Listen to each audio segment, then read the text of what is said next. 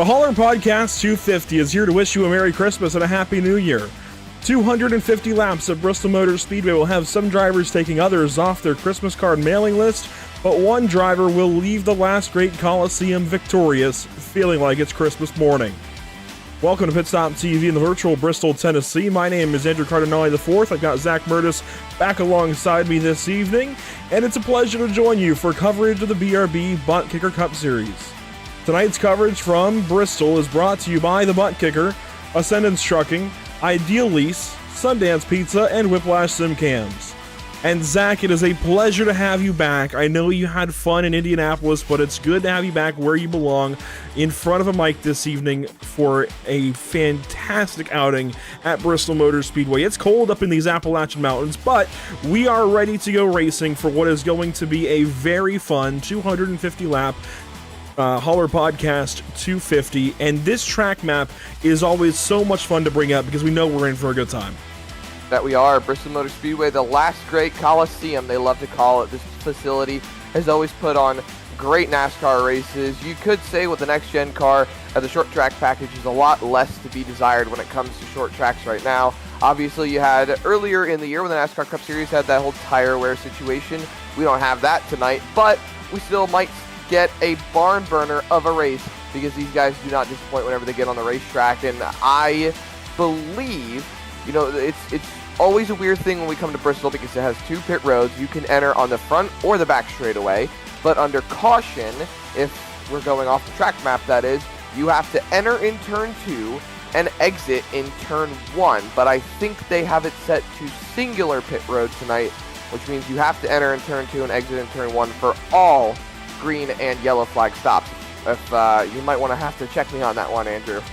Yeah, on the contrary, actually, we are using dual pit roads, so the track map shows the single pit lane. But these guys will be entering on their own respective pit lane all night long, which has some pros and has some cons. We'll talk more about that during the race. But for now, qualifying is hitting the racetrack. Let's talk about cars on the racetrack this evening. And qualifying, there you see Stephen Borbell going fastest so far in car number 2. And his number 2 looks Christmasified. It looks Grinchified even, as he's got a very Dr. Seuss looking, Grinch looking BRB Hauler Podcast number 2 car. But let's get the ticker up on the left side of the screen so you can see who is where. There's the Christmas Story 24 for Isaiah Sutherland. I love this. I'll talk more about that later. He goes straight to pole. He's trying to defend his Bristol win from season number 2 a season ago. And he's going to have to contend with a lot of big-name drivers. You got Johnny Wood Jr. up in the top 10. Catania is sitting in the 9th spot right now. Here's Evan Patinko on the racetrack right now with that Seal Master Ford Mustang.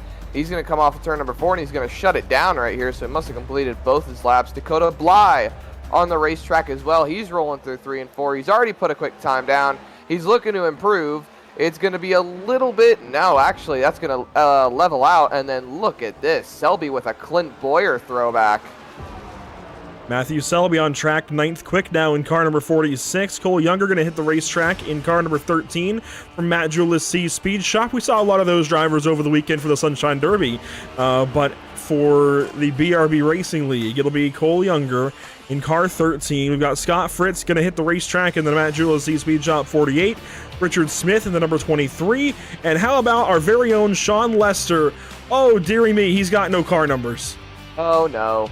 Oh, he put on the wrong pit. Well, race control, I parked him for that. Uh-oh. He's got the decals. He just doesn't have any numbers.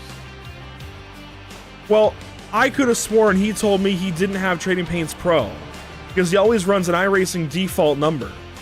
And so in my paint scheme workup, I gave him a paint scheme with no stamped number on it in hopes that he would run it with the iRacing number. I'm a little perplexed, but Sean Lester going to go 28th. Cole Younger looking for a clean lap time. Will finally have one, I think. Or no, actually gets the wall. Yes, he does go 27th. Sean Lester goes 29th. And now Patrick Hernandez and Tony Patton are the only 2 cars on the racetrack without a lap time. Here comes Tony Patton onto the racetrack. While Patton qualifies, or at least tries to qualify. While he qualifies behind us, let's talk about these point standings, Zach. They are very interesting coming into this evening. 10 drivers, count them, 10 drivers within 20 points of one another, centered on the cut line. Scott Fritz, Richard Wolsifer, Zachary King, Dustin Stallings, Jared Hughes are all in. Brendan Maddox, Cody Dorsey, Evan Batinko, Carl Pooler, Zachary Brandvold are all out, and they are all within 20 points of one another coming into this race. The battle at Bristol is going to be amazing between these drivers. They're going to be all over the place, and these point standings are going to look nothing like this when we go to Austria in a couple of weeks. Everything's going to end up flipping on its head. These drivers have the open opportunity to gain a ton of points tonight, because everyone knows that when you come to Bristol Motor Speedway, you're maybe expecting a bit of a wreck fest. Hopefully not. Hopefully the racing is absolutely clean and green tonight. But on the off chance it's not, these are the drivers that are going to be in the spot that they want to be in to gain some potential, gain some points, gain some momentum going into next week. We might even see another new winner. We had Zachary King luck in at Atlanta. We've had Mason Hausman and Isaiah Sutherland get back to their winning ways, so you never know, Andrew. We could see a different winner tonight. We could see all kinds of different winners. Who knows who could win this race? But I'm seriously, I think I have to take the guy who I believe won pole, right? I'm going to check that. And yes, Isaiah Sutherland has won 2 of 2 concrete races that he's run on so far. Bristol last season, Dover this season. It could be again here at Bristol. We have Nashville coming up on concrete. Is he the king of the concrete? We're going to find out in this race here tonight, and again at Nashville here soon. Is Isaiah Sutherland the king of the concrete in the BRB Racing League? He's going to have to defend that win from last season this evening in order to find out. That's a look at the point standings. We've got cars headed to the grid. There you see them, ready to go. Christmas racing this evening. Let's walk through your starting grid. On pole, Isaiah Sutherland. We just talked about him. Is he king of the concrete? We'll find out. Steven Borbell will start from second. Starting third, it'll be Dakota Camper in car number 3, a legendary number at this facility. Richard Wolsifer rolls off from the 4th spot. Starting fifth, it'll be Gray Walker in the number 25. Evan Batinko rolls off from 6th. Starting 7th and 8th, it's Dustin Stallings and Jason Bottoms. And to complete your top 10, Matthew Selby and Carl Pooler. Rolling into 11th and 12th, you've got Matthew Catania and Johnny Wood Jr. They'll be rolling the first row on the outside of the top 10. So they'll be right in the center sucker holes, that we'll call them tonight. 13th and 14th on the starting grid, rolling on down, Scott Fritz and Zachary King. Zachary King, obviously, won the first race of the season. He's looking to repeat, maybe get another win. 15th and 16th, Adam Buzzio and Cody Dorsey. They're going to be rolling off from row number 8, rolling on down the running order. 17th and 18th on the starting grid, Josh Anderson and Braxton Skinner. They put in some good qualifying performances. Hopefully they can pick up a little bit more. And then 19th and 20th, Eric Jensen and Coulter Clark. 21st position will be the number 98 of Jared Hughes alongside the number 8 of Brendan Maddox. That's back in row number 11. Back up to row number 12, you'll find Zachary Maddox, the king of practice, who ran 160 laps or more in practice. That's a lot here at Bristol. Matthew Erickson rolls off from 24th spot. Richard Smith, Jamie Plord in row number 13. Roll back to row number 14, you'll find Sean Lester and Cole Younger. And towards the back end of the top 30, you've got Cole Lewis and Tony Patton. Just a few more left here. Robert Moyer Jr., Dakota Bly, Sam Dyer, and Patrick Hernandez make up your 34-car field. Whiplash SimCam's race details on your screen now. 250 laps. Stage 1, it's 65 laps. Stage 2, it's also 65 laps. Stage 3, 120 laps. The stage breaks will be on lap 65 and lap 130. We've got 6 change sets of tires, 80% fuel, 6 setups, 1 fast repair, and 3 green-white checkers available for these drivers. Zach, that is about as simple as I can make it this evening. It's going to be fun. That it is, and I honestly actually did not notice our points leader, Mason Hausman, is not in the race tonight. Correct. He's got finals this week. He was talking about maybe starting in parking. He was on the broadcast with us Saturday for the Moonlight Derby 100. But he was not able, it sounds like, to make it this evening. Swamp with finals week. Just unfortunately going to have to miss this one and take it as his drop week. And he will. But these guys are all saddled up. We will actually have a new points leader coming out of this race. Pace car is going to pull off right here, and we're going to get set and ready to roll here at Bristol for 250 laps. Here we go into the Geico restart zone for the first time, and for 250 laps of we're off and away in the Holler Podcast 250.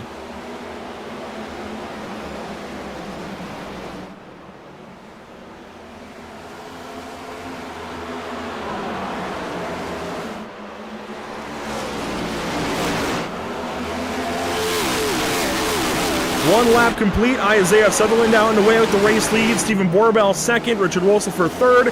3 wide in the midfield, and they all get racing. Everyone's starting to get people filed more towards the back of the pack, but up front we got one car already slow on the front straightaway. He's pulling out of line. Looks like the 16 there of Moyer, Robert Moyer, he's pulling off of the pit lane, I believe, to get this race started. So that's going to put him already on the back pedal, but he's out of the way. Oh, we got a spinner right behind him, though. And that will prompt a yellow. Cole Younger in the number 13 car going for a spin. He will fall down to 32nd spot. He's got front damage on the front of that race car. That nose is punched in pretty good. And you have to wonder what really happened to that number 16 car, Robert Moyer Jr. Was there contact maybe between these two? They were around each other at the start of the race. Let's go back and find out. On board with Cole Younger out of the Great Plains.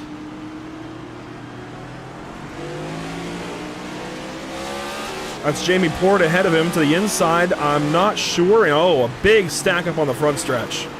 Oh, and they were 3 wide. You see Sean Lester on the inside making it through. There was contact right there between 2 of these cars, and then just rolling solid. Everything looks fine. And then you see the lap right here that it happens on, Andrew. Let's watch and see how it goes. That's Cole Lewis behind him in the 52 car. And Younger, it looks like the next lap through in turns 1 and 2, going to have a problem down here. Right about 3 and 4. That's where it's going to be. Oh, here we go. It just comes up. Oh, there's a little squeeze on Cole Lewis, and it upsets the car and just gets around on him. Now the other question: what happened to the 16 of Robert Moyer Jr.? He did come out of the pit lane. You're right. So he started from the pits this evening, opting to do so. He will go 1 lap down right away, but does gain it back as we had that early caution. So he's saved by the bell. Is Robert Moyer Jr. going to stay on the lead lap here? Only just as Stephen Borbell just had a massive problem. Uh-oh. Massive That's problem. Not what you like to see. Hardware failure for the 2 car. Oh, no. Here's a replay. Watch the wheels. Oh, and it caused a stack up.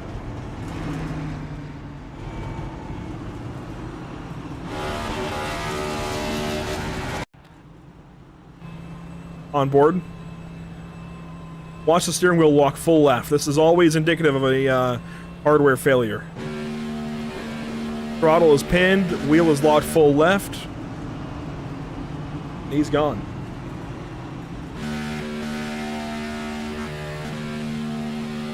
Well, Andrew, that tends to happen sometimes when it comes to the iRacing.com sim. I mean, we even have hardware failures in the real car sometimes. It's a common... What's the word I'm looking for here? Oh, Lord. Well, things to worry about coming to the green. Oh, Dakota Camper has damage on the front end of his car now, too. Yeah, that was from that stack up. He got in the back of Richard Wolsifer under that issue with Stephen Borbell's wheel. But we have gone through the chews. We are ready to go racing, and we're back off and away at Bristol.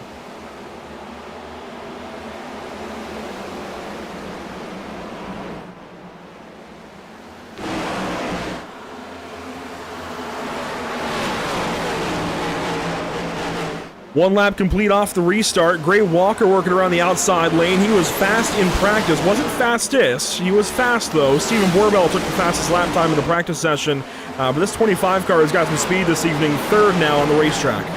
Yeah, but Dakota Camper is not letting that punched-in nose slow him down at all. Still holding on to the 2nd spot with Walker right behind. That middle of the top line still proving that it's very much usable early on in the race. But don't look now. That bottom line is going to come in as the run goes on. Top line still rolling solid though, stalling, scraping the wall on the front straightaway as he's trying to move on by Wolsifer. This is on board with Evan Patinko, who's making his appearance up inside the top 10. It's nice to see Evan running up there. This is a track that's actually suited his style quite frequently. We've seen him in the Icon Cup Series when we covered them, and you know, seeing him here, he's always run strong at this track, and I think Evan's got a really good shot at maybe pulling off the top 5. Heck, he could win this race, Andrew. Time will tell as Evan Patinko runs in the 7th spot for now. Dustin Stallings moving forward on the outside lane. You saw it there on the outside of Richard Wolsifer. He's now up to and around the 2 car. of Stephen Borbell works now on Gray Walker in that 25 machine. And you'll notice a very Christmas theme with a lot of these paint schemes. He's even got the Coca-Cola Christmas theme on that number 0. A lot of these paint schemes, they took part in a Secret Santa swap, meaning they made paint schemes for each other as Secret Santa gifts and are racing them this evening. And it was all orchestrated by the Holler Podcast. This is the Holler Podcast 250. More on that later. Caution on the racetrack. It's Evan Patinko. Oh, and there's more. Man. Jason Bottoms, his teammate, Scott Fritz in the 48 car, and Fritz just backed up into Zachary Maddox, and there's problems. Can we call this a commentator's curse? Yes, I think we should. Oh, man. Sorry, Evan. Didn't mean it. You can bill Zachary for your damages. I'll take a lot of good photos of your car. Matthew Selby gets into Patinko, and Patinko overcorrects big time. Big hit. Oh, wow. More cars piling in. That was Braxton Skinner right there in the 33, I'm pretty sure. Got to be heads up when these things happen ahead of you. You've simply got to be on it. When you're not, this is what happens. Car is running smack in the back of you. Skinner, I think, could have been better on the brakes, and that's something he's going to learn from. Maybe check up a little harder next time.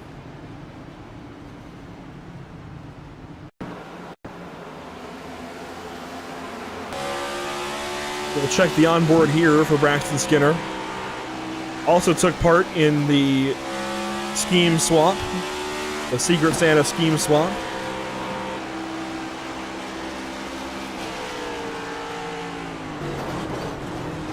Yeah, he could have checked up more. Unfortunately, that might be his day, though. Look at the amount of damage on the left front of that race car. Yeah, that's some big damage. I think that left front might be disconnected on that car. He took it straight to the pit lane. That's going to be a black flag for closed pits. Oh, man, he must have some heavy damage. Well, we always think day ender, and then we remember that there's a fast repair. This happens to us every time, Zach. How do we keep doing it? I don't know. I think you're asking the wrong person here. Ethan Wolf checking in. He was the mastermind behind the Sunshine Derby this past weekend here on Pit Stop TV. Hundreds of views on those broadcasts. Did a fantastic job, did Ethan, running that event. And we're so thankful to have been a part of it. Working here under yellow for the second time this evening. And there you see the Chews down the front straightaway. Mostly drivers going inside, but a few going outside. Dakota Camper, Gray Walker, Richard Wolsifer, all going to the outside lane. I think either lane is pretty serviceable here. It's really only up front that the choice is going to matter a whole lot. Either lane can work really well for you here at Bristol. You've just got to know how to use each one, and of course, you might have some drivers favoring one or the other, but for the most part, I think you can get to either lane pretty easily from either lane. And either lane is pretty speedy here at the virtual Bristol Motor Speedway. To the restart zone one more time. Here we go. Lap 20 now, 250. Some short track racing on a Tuesday night. Green flag back in the air in the Holler Podcast 250.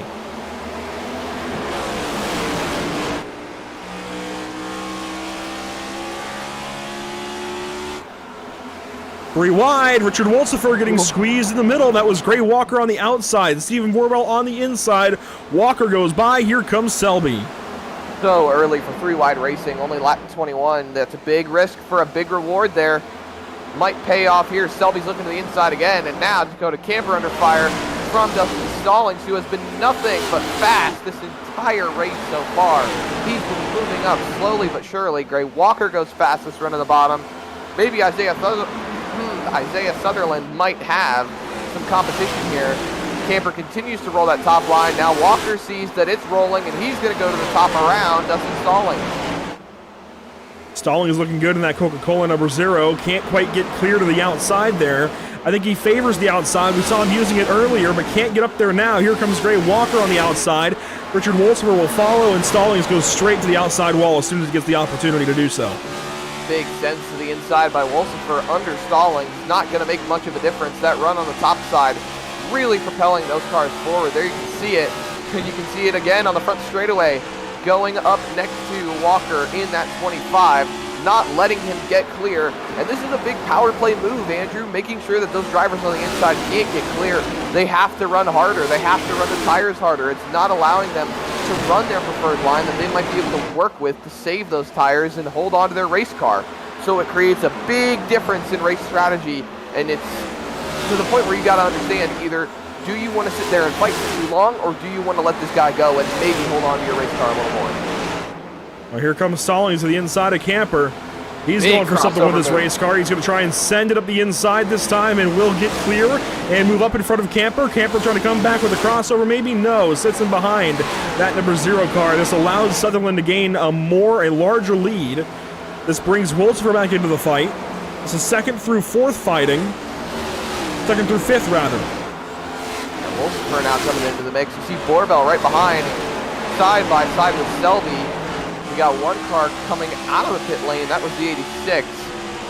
That was Patton coming out of the pit lane. He's 2 laps down right now as the fight continues on up here in the top 10. Borbell is clear of Selby. Now Adam Buzzio is up here ripping the top line. Catania right behind, looking through the middle lane, but he's going to fall behind as we see Fuller fighting with, I believe, who is that actually right there next to him, Andrew? Cody Dorsey in the 88 car. There you go. Haven't seen a whole lot of him this season, but he is looking good here at Bristol, running 11th. Now, Matthew Catania is a very fun story. You look at the point standings right now, and he is sitting a cool 6th position right behind all of the other regulars in this series. And he has just lit this league up. 6th place in the standings, has been running up front in every single race that I can recall anyways. He is seriously a threat for the championship from CFM Esports. Teammates to Selby, teammate with Scott Fritz, teammate with Cole Younger. He is very much a threat for the championship, and I mean it, in this BRB Racing League, and he's a lot of fun to watch. Here he comes to the outside of Adam Buzzio. He's a dirt racer, all of these guys are, but definitely finding his way here on pavement in the BRB Racing League. He is still ripping that top side around Adam Buzzio, and he might take Selby here with them. Selby's going to draw alongside that 5 car. But Buzzio might just be able to get clear here coming off of turn number 2. Look how close they are to the outside wall. This is on board of Selby. Yeah, so close to the outside wall. Look at him right here on the front straightaway. Gets up against that black wall. Gets a little bit of space here in the corners because you don't want to rip the entirety of the fence around this racetrack. It's like diamonding a corner. You know, you enter a little low, you swing out high. Oh no! Sam Dyer in the wall hard. Stallings right in the back of him. The leaders scramble to go by. Stallings is injured. He's got tons of damage. No caution for Stallings. No caution for Dyer. We're going to have to get a replay of this. Dyer's still in the fence. He can't get that car moving. He's got to have It's going to be a caution. Damage. He's stopped. There's the yellow. Just as he toes back to the pit lane, he stopped on the racetrack. It was creating a problem for these drivers. Oh my goodness, what a big impact for Stallings. He can't be happy about that one. Here's the replay. Sam Dyer, Braxton Skinner racing. Skinner was a lap down, Dyer was not. Dyer gets in the wall there. Skinner gets into him and puts him in the wall and just stops. And I mean, he couldn't have done anything. He was along for the ride there, but Dustin Stallings had nowhere to go. You see Dyer keeping the car in the wall. That's about the only thing he could have done at that point. Until about here. He could have got down the racetrack here and kept from causing a caution, but otherwise, not much else he could have done. You know, usually when you're wrecking, everyone just says keep it in the wall, don't come back down the racetrack, but this is probably one occasion that you would want them to come down the racetrack, but with how quick it happened there, you see it, there was just nothing that could be done. I mean, there was nowhere for Stallings to go. He was committed off corner exit, and even if he were to try some way, shape, or form to avoid that 35 car, best case scenario, he spins into the inside wall with how fast he's going. Here's the onboard with Dustin Stallings. Watching it all happen, he was catching up to Isaiah Sutherland. And then this happens here in turn 4. Just no time to react, and that immediately broke the right front of the car. You can see just how far off the steering is. On the bright side, at least he can still get the car rolling. And get a fast repair, but you never want to have to use your fast repair this early at Bristol. That you do not. Usually they say track position is the best thing that you could have for yourself, but at Bristol, there is no such thing as track position. There you see Dyer, Moyer, and Smith in the pit lane. Tony Patton has got back on the racetrack. There's Jason Bottoms, 1 lap down, taking service.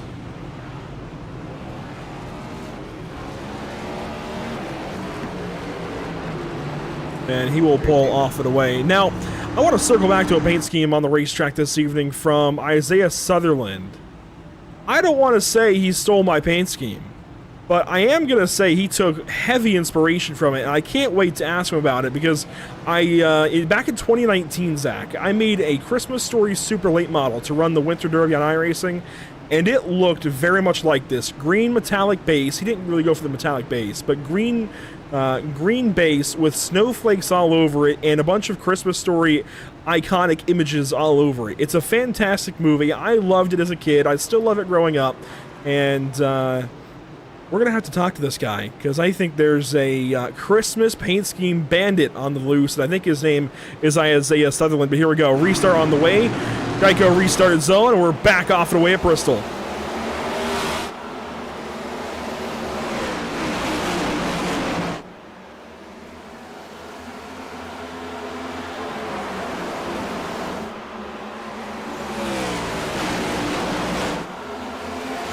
I referenced that paint scheme, Zach. I sent pictures of the car in the BRB Discord about a week ago when I was on the podcast, and I'm gonna have to chat with him. I gotta find out. Look, man, I've never seen the movie, so I'm in the dark here. What? Never seen the movie? Unbelievable. Never. We've got to, everybody in the YouTube chat, flame this guy. We've got to culture Zach Murtis about the Christmas story here this evening. But regarding this cars on the racetrack, we're back green and racing here on lap 47 of 250. Watching the top 5, Camper gets clear of Walker. Walker slides in there right ahead of Borbell. Then Wolsifer in 5th, Catania in 6th. And Catania pokes his nose to the outside. He's looking for it on Wolsifer. And Camper's blinking out. Could prove to be a bit of a problem. Camper's gone. There he is. No. He's back. No, he's not. There he is. He's not even listed on the ticker, though. I think he lost a lap there. There's no way. Yes, he lost a lap because he wasn't scored. Because he was gone for that long. He lost a lap. He is now 1 lap down the 3 car. And this changes everything up front. Gray Walker now is 3rd with Stephen Borbell 2nd. And that 3 car, he's got to be protesting race control because, well, if he even can, I mean, he's only here half the time. Oh my goodness. I've never seen anything like that before. I've seen it happen once on broadcast before, and it was in the Majors 24. The winner to be in LMP2 had a massive blink on the final lap going into Tetra Rouge. And because of how big the track is, how long they were blinked out, they weren't scored for long enough that iRacing put them 1 lap down from where they were and gave the win to 2nd place. And it went under heavy protest from the losing team, as you would expect. But that's the only other time I've seen this in a broadcast scenario. Usually, anytime I've seen it before, it's been when I was racing in official sessions or what have you, but I've never seen this in a broadcasted race, aside from that Majors 24 this past year in 2024 here on Pit Stop TV. This is really unfortunate for Dakota Camper. A really good run going. He was 2nd place when it happened. And you see he's still up in the top 5, aside from being a lap down. Not something I really expected to see tonight. The good news is there's a lot of laps left. We haven't even finished stage 1. We're about 10 laps away, 9 laps away now. And we've got plenty of time here to the end of the first stage. Plenty of time for him to get back in this race. Meanwhile, Carl Pooler, Matthew Catania battle. And there's that caution. And oh, it's a big one. Hughes, Maddox, Anderson, and more. Selby's in it. Patton's in it. Erickson is in it. Cars are littered on the front stretch. Cars are stuck on the front stretch. I don't think Hughes can move. He looks stuck. He's in reverse. He's going to try backing up now. Pull a good old Kyle Busch. Can he even roll forward? Oh my goodness. You saw him starting to roll there as we cut to the replay. This is going into turn number 1. There you see Brendan Maddox. Oh, wow. That looked like a big thing in netcode, and then everybody starts piling in. Got to be on the brakes. Gonna look back at it here. It was Hughes and Selby. Jared Hughes in the number 98. Matthew Selby in the number 46. Selby at a paint scheme he's run for a couple of weeks, and it was Dorsey who netcoded Selby, and then Selby just turned left and caused this mess. I'm not really sure what the turn left was for.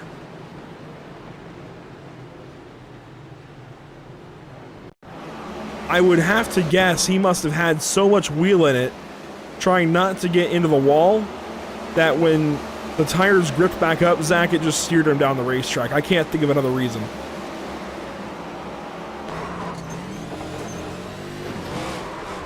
You can see him try to correct back to the right, but he had already turned too far left. I think I'm going to agree with you on that one there. That was just way out of the ordinary.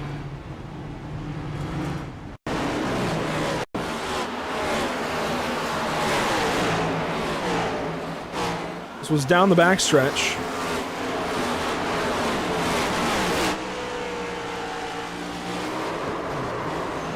Whole lot of netcode, man. Whole lot of netcode. Not much that really can be done there. And then all these guys coming up on it just smash on in, and that's Zachary Maddox involved, Josh Anderson involved. Maddox getting off the racetrack there.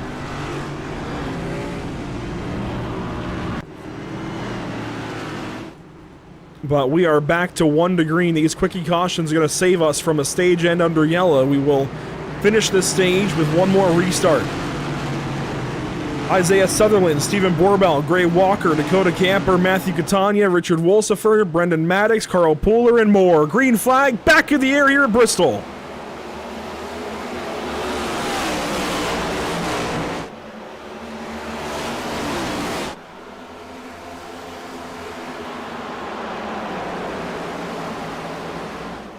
This time around, lap 62 is complete. Lap 63 is underway. Isaiah Sutherland leading the way here at Bristol Motor Speedway.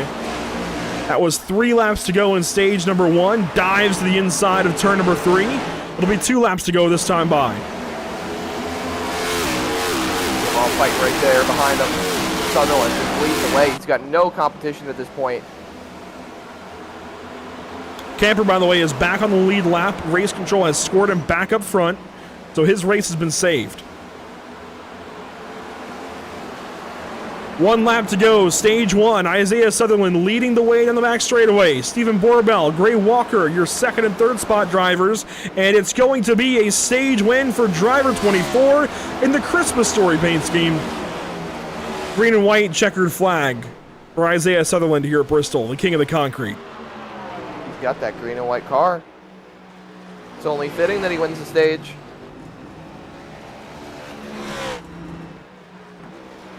Well, let's bring in driver 24 here in just a second. We'll let these guys pit and then grab him for a quick conversation about paint schemes and more. I love it. I really do. I love that he took the inspiration from it. And he's going to lead the field down the pit lane. Now, there's going to be 2 groups of pitters. It's going to be interesting to try and keep up with, but this is the main group of pit stops from the leaders.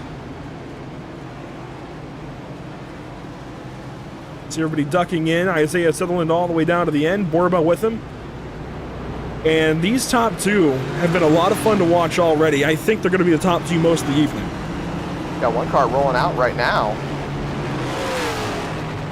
Here you see Sean Lester rolling out as well. There's the race off. You see Stallings getting out. Sutherland, Borbell, Walker, I believe Stallings was 4th. Might be 3rd, actually. 3rd, yeah. We could potentially see some black flags, though. I think Stallings ran a little high coming off of pit road. You got to hold down on the apron until the bled line. Well, let's grab Isaiah Sutherland here under these quick cautions here at Bristol. Isaiah, stage #1 winner. That's always a good ring to the name, and I've been calling you king of the concrete. You've won the last 2 concrete races here at Bristol a season ago, then Dover this season. What is it with you and concrete racetracks? I don't know. You said that after Dover, and I got to thinking, like, yeah, I've always had a pretty good track record at Bristol and Dover, so and Nashville I've done pretty well. So I don't know. Maybe I just like this style of racing. I do know I love short track racing, whether it be concrete or not. So this suits me pretty well. A little worried about my internet tonight. I've got some modem issues that my internet service provider's got to come out and fix tomorrow. So it's hanging on for dear life, and hopefully it'll stay that way the rest of the race. But I don't know. I like this track, and maybe the concrete treats me well. I don't know. We'll see. Going to restart third here behind Zachary King and Zachary Maddox, so a lot of Zachs up front. But how about this paint scheme? Where'd you find the inspiration for that one? Oh man, I love Ralphie. I love Christmas and Christmas movies, so that's the bow on the top, man. So I like seeing all these schemes out here, and hopefully we can put Ralphie up top and not shoot our eyes out. All right, well, best of luck here. 10-4, thank you. We're going to move him back up to his teammates so I can find them quickly. Oh boy, here we go. 1 second, Isaiah, I promise I'm working on it. There we go. And back to the restart zone. We are back off and away. Zachary King, Zachary Maddox with the race lead. And here comes Borbell. Fighting back on that outside line. Isaiah Sutherland trying to get back to the front. First lap completed after the stage. Under green, that is. King leading the way. Borbell up top. You see Sutherland moving down to the bottom. There goes Borbell. He's going for the race lead. Going to take it right underneath a little bit of contact. Sliding up the racetrack they go. Borbell gets loose, but they're still rolling. We're still green. King covered it up nicely, held that 2-car down, now runs the inside lane and puts dirty air all over that 2-car, runs the top of the racetrack, diamonds down low. Zachary King putting on a pretty solid defense right now. Wolsifer got free that time in 1 and 2, 3 and 4 rather. That's 1 and 2 there, and Sutherland dives to the inside of Borbell. Is he going to get clear, though? No, not yet. Nearly. Oh, man, that was close. Tries again here in 1 and 2. Not quite there. Almost should have him down here in 3 and 4. Yes, he does. Well and clear. Isaiah Sutherland out into second, chasing down the race leader, poking up the inside of that K1 Speed Ford Mustang. Not going to be able to get there yet. This is one track where you're really able to hold track position if you can hang on to it. That's a weird way to say it, but it more so meaning that if you've got that track position, it's harder to get it taken away from you than it is to lose it. I've just noticed that paint scheme on the 51 car is an ugly sweater. Yeah, it took you a minute, didn't it? I was about to make a comment about those Christmas lights. Christmas lights are great, but you can see the knit pattern in the ugly sweater design. That's really cool. Zachary King, though, right down on the right side door of Isaiah Sutherland. These paint schemes are getting to the best of me. Side-by-side battle for the race lead, lap 79. King back to the inside here, going to dive in, and caution. Uh-oh. Oh, boy. Sean Lester. Oh, Sean. Man. Sean No Number Lester. I'm not going to let him live this one down. Looks like this is going to be a long incident here. Was going by Catania on the inside. Got free. Try to hang on to it. Down on the inside, through pit exit. Came back up, just trying to hang on to the race car. Got the apron there. Here comes Tony Patton on the outside lane. Seemed like he had it gathered up. Then got the apron there off of 4 and got free and then loops it around. Oh, no. But he got missed by everybody. Nobody hit him. Great job by Sean, I will say. Absolute stand-up job to keep that car rolling forward.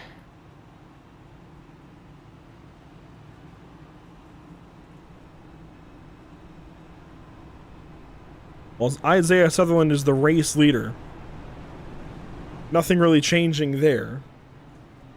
Let's talk about what's upcoming here at Pit Stop TV. Next up, we go to Indianapolis Motor Speedway tomorrow night for the SimRap Market Series. It'll be at 7:45 Eastern here on Pit Stop TV on all of our platforms, Facebook, YouTube, and Twitch. And then Thursday, Zach, look at that. It's a mystery round for the Sarah Pierce Fleet Service Super Series.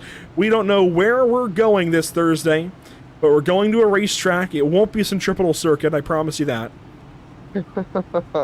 We are going somewhere. That's why you don't see a track logo there on that part of the graphic, because we don't know where we're going. The drivers don't know. The league owner, Matt Rolfe, he knows, and that's about it. Oh, I'll have to ask Matt if he might be able to give us a little bit of heads up on where we're going, but... Oh, no, none of that. We can't know. Nobody can know. Unfortunate. But I can't wait to check it out, see what's going on. And, you know, if you want to stay updated on everything here at Pit Stop TV, especially with upcoming races, follow along on all the social media channels here on Pit Stop TV. Instagram and Facebook and Twitter, you usually see a race day graphic go up by Andrew.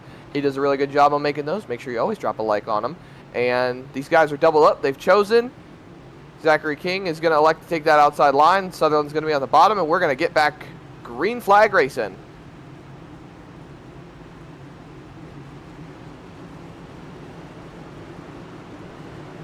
This time by, race cars will head to the Geico restart zone and we'll go back racing. Lap 84 will be underway. Wait on it here. Green flag back in the air for the BRB Racing League.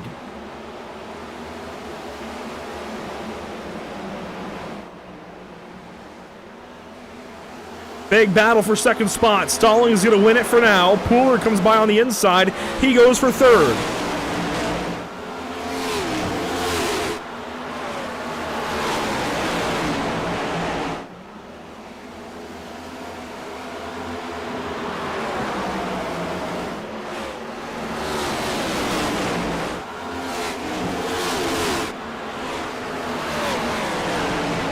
Watching these guys carry on. Lap 86 now underway.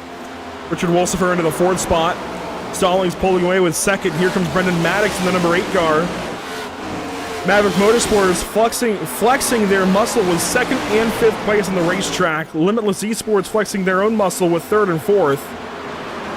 Got some team games going on in the front. Talking about team games, Zachary King continues to go backwards. I figured... Oh, boy. Big rack right there. Catania, Anderson, and Lewis. Looks like Anderson's going to pull that car off the racetrack, tow it back to the pit lane. Oh, wow. I wonder what happened here. This is Anderson. He's on the outside of Catania.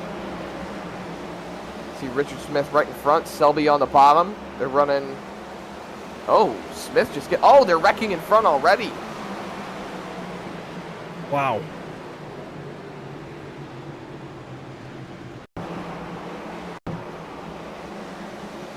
So this is going to start with, it looks like Cole Lewis in the 52 car.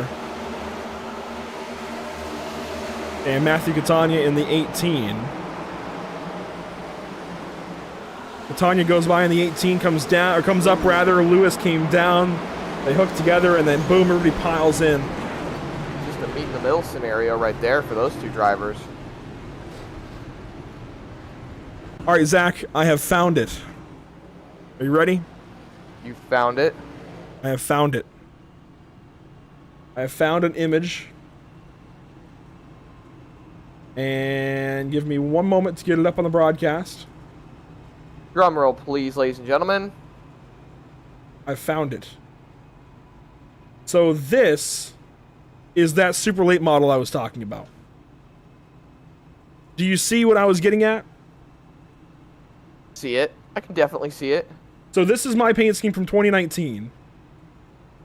And, oh, well, here's the paint scheme for Isaiah Sutherland tonight. One more time. Here we go. 2019.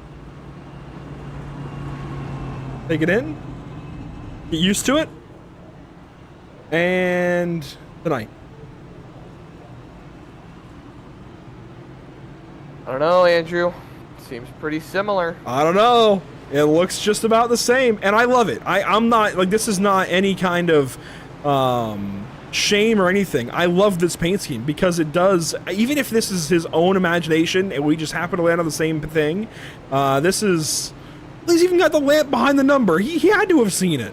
Had to have. Anyways, I rest my case.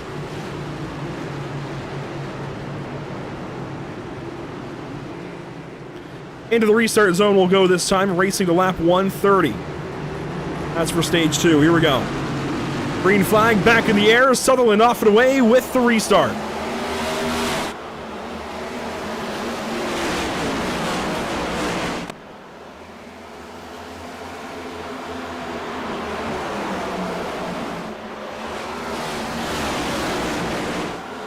Cooler away with second place. Wolsifer and Stallings fight for third. And it's Maddox, Borbell. Walker is up here back in the top 10. Zachary King is hanging on. He's on old tires. Older tires, anyways.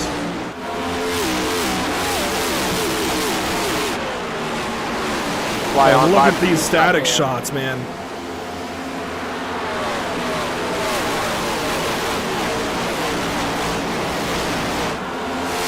Man, I love speed shot cameras. So beautiful. Taking in all the glory and speed of these race cars. Yeah, you can see just how fast these guys are going through 3 and 4 here with this camera coming up next. This one right here. In the frame, then out of the frame. Stallings, though, third place. Borbell, fourth. And racing with Wolsifer for it. Zachary Maddox slow, and it's going to be the 99 car. Jensen.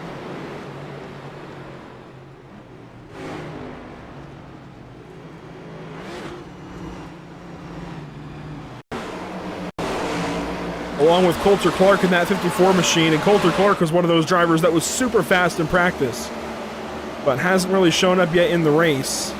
Maddox was slow on the inside, then this happens. Robert Moyer Jr. gets up into the 99 of Eric Jensen, who gets turned around, and oh, that was close for Sean Lester, and that was even closer for Matthew Erickson. Erickson gets him. Gotta be careful not to pull the car around like that in front of traffic. Gotta get on the brakes and leave it. I like the hop, skip, and a jump he did. You see that? Watch this again. Watch him right here. Hop, skip, jump, down to the inside lane. Kind of like running over a rut on a dirt track, if you know what I mean. Fair enough. I do know what you mean. Problems here for Dustin Stallings. He has come into the pit lane, and he is one of very few drivers to do so. But while he was up front, he is suddenly not going to be.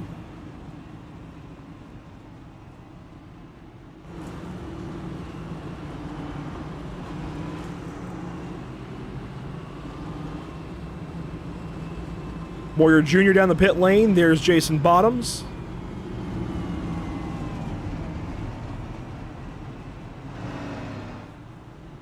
And we haven't talked about the schedule yet this evening. Next up, we go racing on January 7th. That's at Austria for race number 6. Now, Austria, what does Austria mean? That's a country. We know about that, right? But what does Austria mean in this context? Well, it's referring to the Formula 1 track, the Red Bull Ring.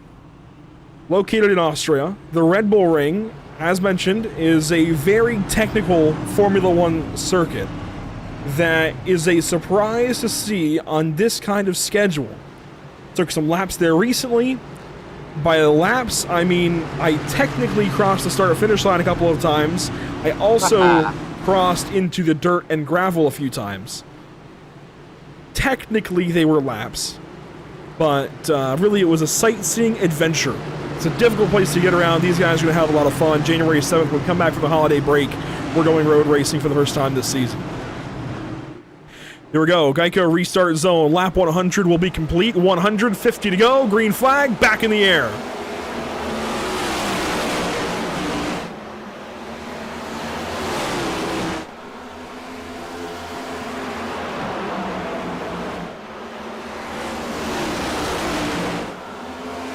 Borbell, Pooler fighting for second place. Wolsifer coming up. This is the Holler Podcast right here. These three drivers must have planned this. I was on the Holler Podcast this past Thursday, Zach. It was Stephen Borbell leading it. Carl Pooler, Richard Wolsifer talking to me. They are second, third, and fourth right now as a caution comes out somewhere in the background. Sean Lester in it. Oh, no.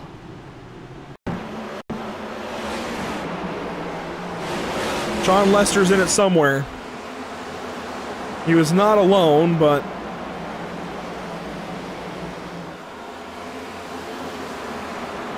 got loose, lost it, and takes it up to the outside into Cole Lewis. The pit stop TV car is having a rough outing here at Bristol. You know, if Sean's having too much trouble, I can always take over driver duty. Do you think he would take over the mic? Can't confirm on that one.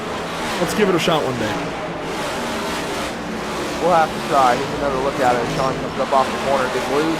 There he goes, right to the outside wall, spins that car around. Shouldn't be too much damage.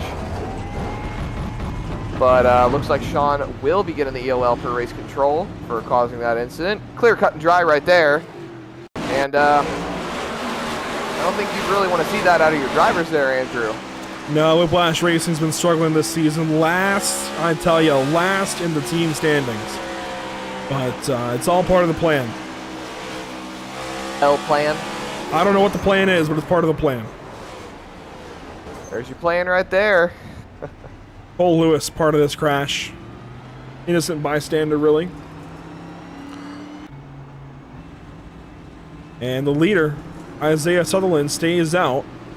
These drivers now in the top 18 have been on the racetrack for 37 laps or more, with the exception of Matthew Catania and Scott Fritz. They each pitted 16 and 24 laps ago, respectively. Otherwise, just about everybody else up front has been on the racetrack for 37 laps, 44 laps, something like that.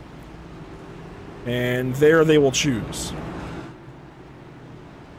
Want to give a shout out to our partners with the series, the Buttkicker, Ascendance Trucks, Ideal Lease, and Sundance Pizza.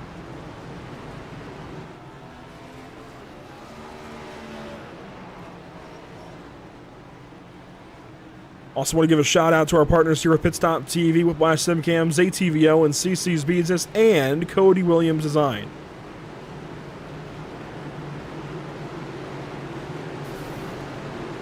Restart zone coming up. Isaiah Sutherland, Stephen Borbell, Carl Pooler, Richard Wolsifer, Brendan Maddox, your top five. Into the Geico restart zone. We are back green at Bristol.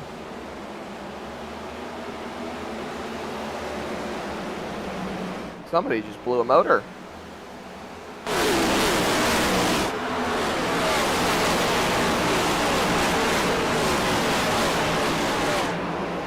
Thankfully, it wasn't the 31 car, but here we go. Battle for second.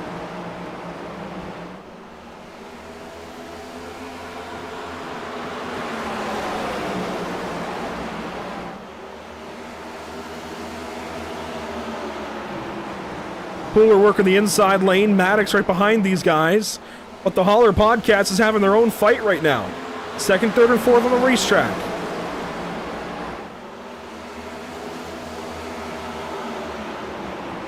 Wolsifer gets the advantage now over Carl Pooler. Will pull away with that third spot. Pooler going to fall back to fourth, and maybe now fifth as Brendan Maddox has got some speed on the outside lane. He's pulling up there up on the top right next to Carl Pooler. He's going to get clear on the front straightaway and roll on by. That is going to be P4 for Brendan Maddox. But here comes Pooler once again trying to find his way back up to the position. Here comes Dakota Camper, though. Big switch down to the inside lane. He can't quite get the job done. They're back single file racing, and now Camper might start going backwards here with Buzzio up on the top.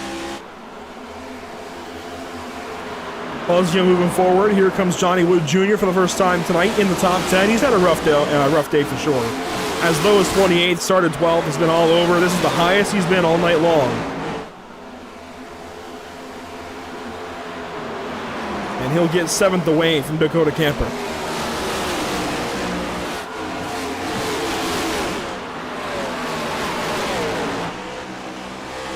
On board of Johnny Wood Jr.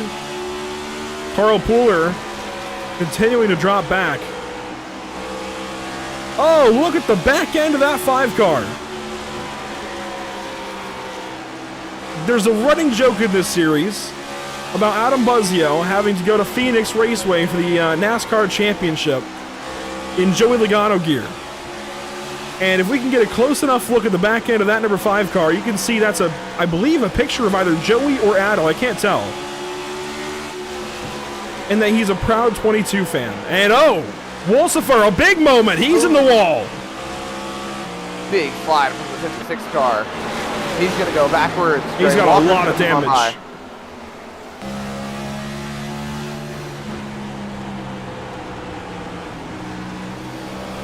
Wolsifer dove to the inside anyways. He's got a lot of damage on both sides of that 56 car.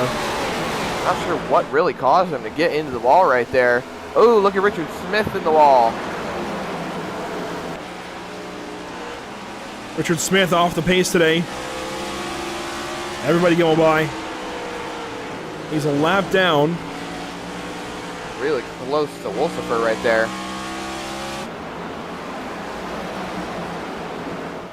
And out front, it's been all Isaiah Sutherland all day. 108 laps led out of 119 complete. He is 10 laps away, this time by, from winning stage number 2. It's like his race. Yeah, it's like his race and everybody else is in it. There's Cole Lewis. He's putting him another lap down. As they roll through 3 and 4 right now. About 8, call it, yeah, about 8 laps to go this time by. And I do want to give a little shout out. Dustin Stallings has been able to recover slightly. He's closing back in on the top 10, trying to put his way back up in there and maybe, hopefully, salvage his race. You see Wolsifer, a little bit of contact up the racetrack. He goes once again. That moves Stallings into 11th. Now he's going to move up into 10th over Plord. So that's 2 spots right there for Dustin Stallings. He's making himself known that he still has a fighting chance in this race. You see Patenko's clawing his way back inside the top 10 as well. That's 11th spot. He's fighting with Plord. Going to get clear right here through turn 2. Pull up, get single file. There you go. So Wolsifer continues to drop back. And a lot of these guys that have had speed early on, Andrew, that got involved in some wrecks, they're starting to pull their weight and come back up to the front. Out front, though, it's all car 24, putting the 23 car another lap down. Tony Patton now going to get in the way of Stephen Borbell just a little bit. Car spun. Braxton Skinner. He's going to tow to the pit lane, no caution. He was off the racing surface, so there was not going to be a caution there. Not sure what happened. I hear someone talking about Zachary King. I don't know what it could have been, but we continue to fight on. Brendan Maddox trying to get up there to second. There's Zachary King. He's bouncing off the wall. So there might be some sort of correlation there with what happened with the spin. Then again, could be something totally different. Robert Moyer Jr., Cody Dorsey, and Richard Wolsifer fighting. But back up to the top 10, we got a great battle inside of it for stage points. Johnny Wood Jr., great walker to the inside. Up the racetrack he goes. Right back in front of Dustin Stallings. Stallings will try to go by for 9th. And Stallings has got position, but out front, it's Isaiah Sutherland with 1 lap to go in stage number 2. And the king of the concrete, I'm going to keep saying it, is going to win stage number 2, this time by a larger margin. Stage 2 complete at Bristol.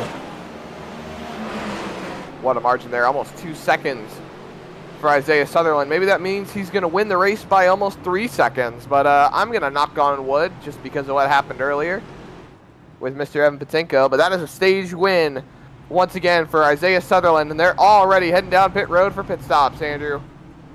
Here they come.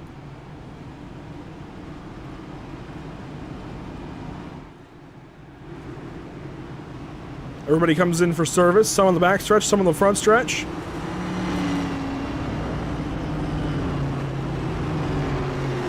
And we will talk with Stephen Borbell after all of that.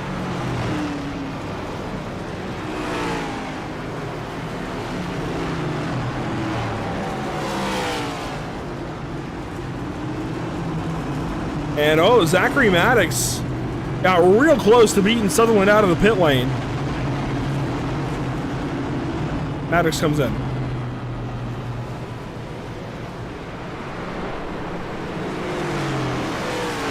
Where is Borba? There's Borba. And we'll talk with driver number 2, who goes second place in stage number 2. Steven, you've had a great day so far. No laps led just yet. How do you get that one last spot ahead of you?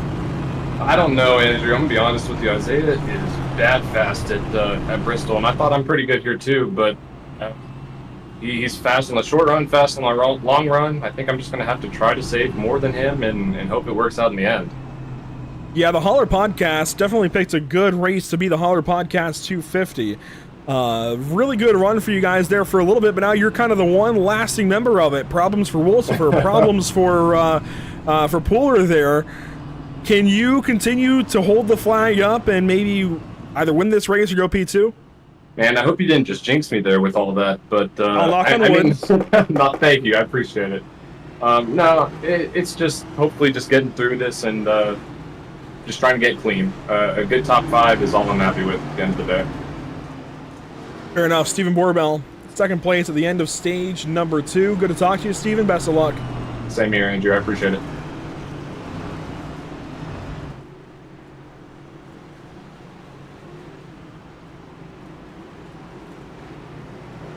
And Stephen Borbell will come back to the green flag in second place. Here we go, iRacing.com safety car back to the safety of pit lane. Relative safety, that is. 120 laps in stage 2 begins now. Stage 3. Oh, I'm silly. Caught you there a second, Andrew. Yeah, that's stage 3 now. Borbell trying to get to the inside lane. Pooler's down there, gives him a break. Maddox goes by the 2 car. Here comes Buzzy on the top side. Side by side for that second spot.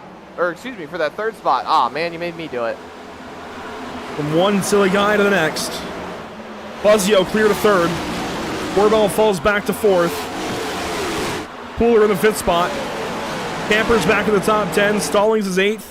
Catania, Patinko back in the top 10. Single file all along the bottom lane. Stallings clearing Dakota Camper, but into the corner.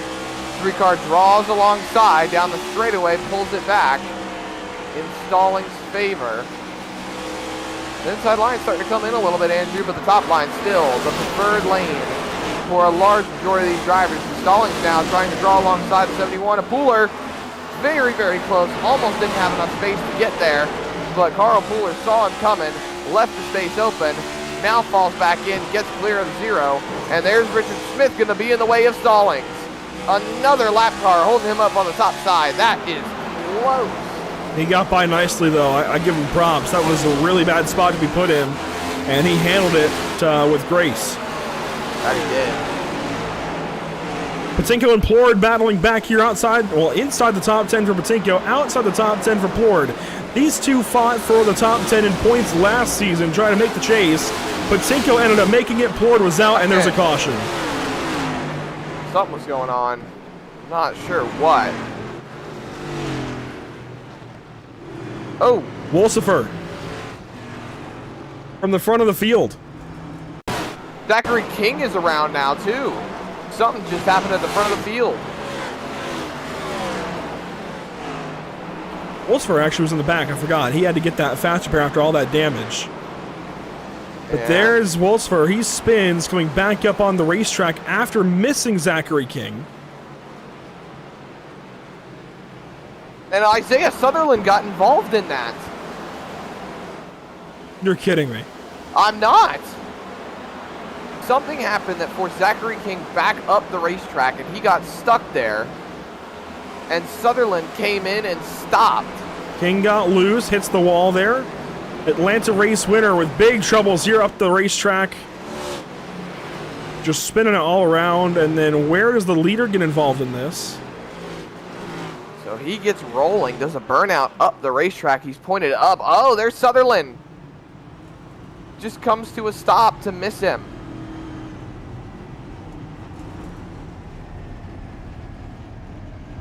Wow. I believe Sutherland is still going to retain the lead. He is. He has scored back as the race leader, but apparently we're having a scoring error now. This is confusing a lot of drivers.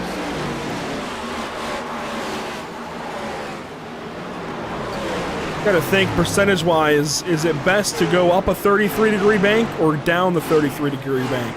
Down. Always down.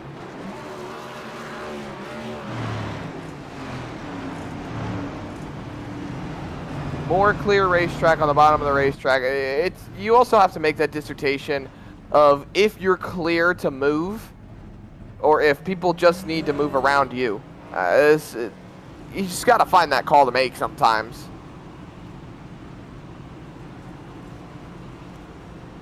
Coming up on 100 to go here at Bristol Motor Speedway.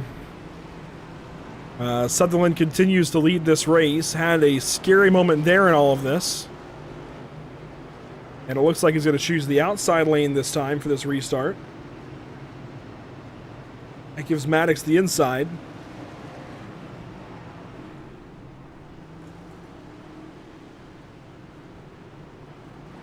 Well, Andrew, cautions aplenty. We're past the halfway point in this race. Just got to make it to the end. Sutherland picks the outside line. Maddox on the bottom. And here we go, back to the Geico restart zone.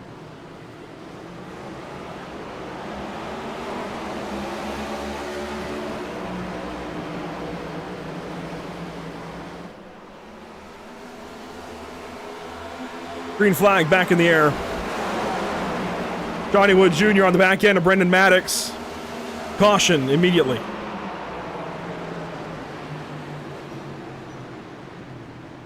Oh, whoa, Maddox around, Wood into the pit lane. I'm sure race control will happily clear that black flag because that's going to be an entering closed pits right there, but oh my goodness.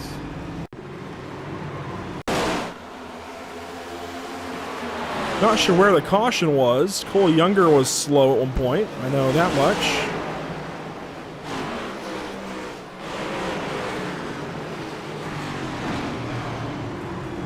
Not sure where the caution was, actually. I'm so confused.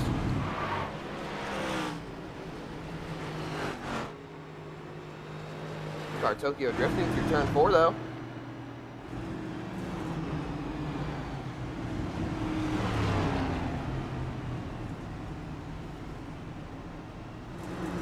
Just 1 second here. So hearing from race control, they're calling it on the 16 for losing control. Yeah, my replay button is broken.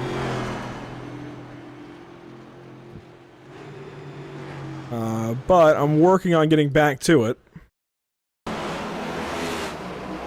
This is off the restart. He's got a lot of right front damage. Just loses it right there in 2. Anderson goes around the top. Not really any damage on the rear end either. Just gets it back rolling. But then there was the incident behind with Zachary King. There's Sutherland. There you see Maddox, or excuse me, that was Maddox that had the problem, not Zachary King.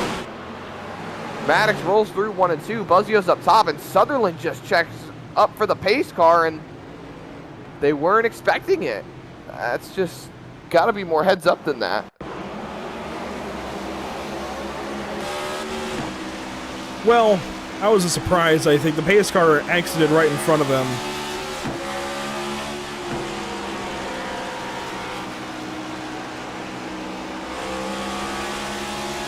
Let's see it from the onboard. I wouldn't have expected it either.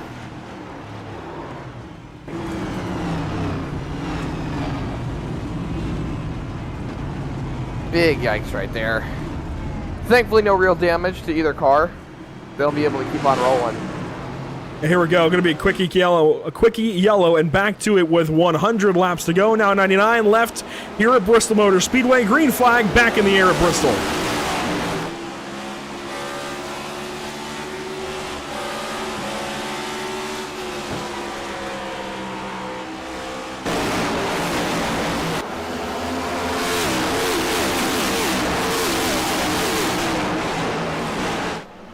Maddox through to second place. Buzzio third.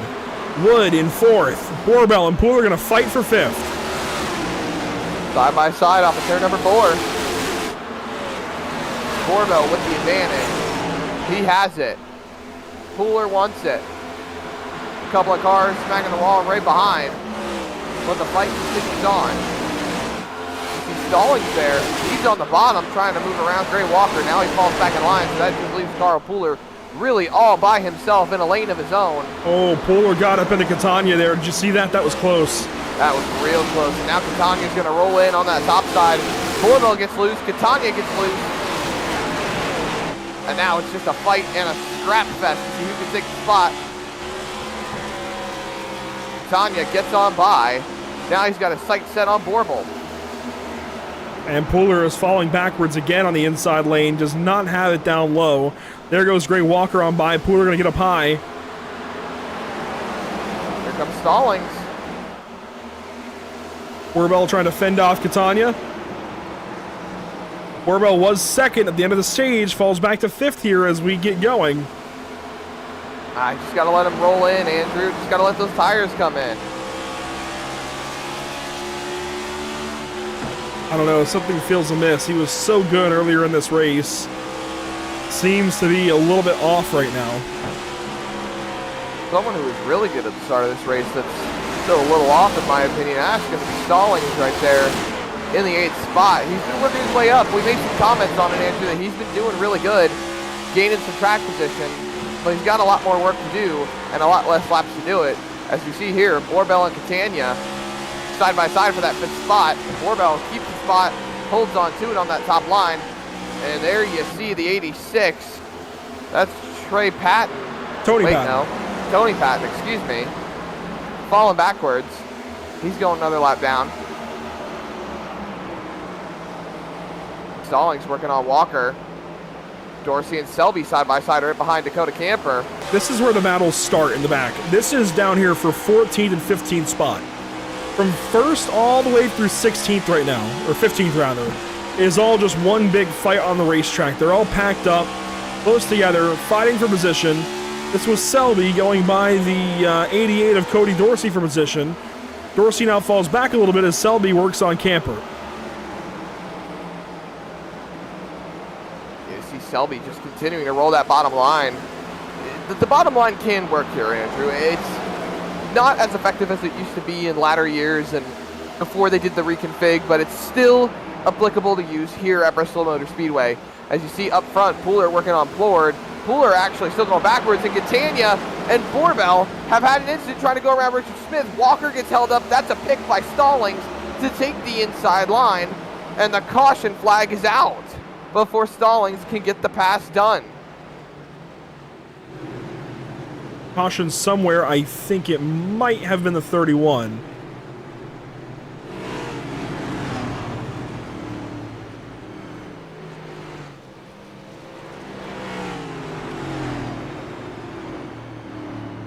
Give me just one second. Jamie Plord.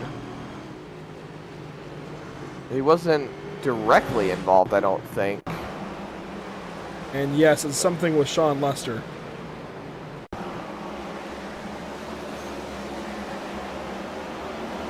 Was racing with Zachary Maddox here. Maddox to the inside, turns the pit stop TV machine around, and boom, outside wall.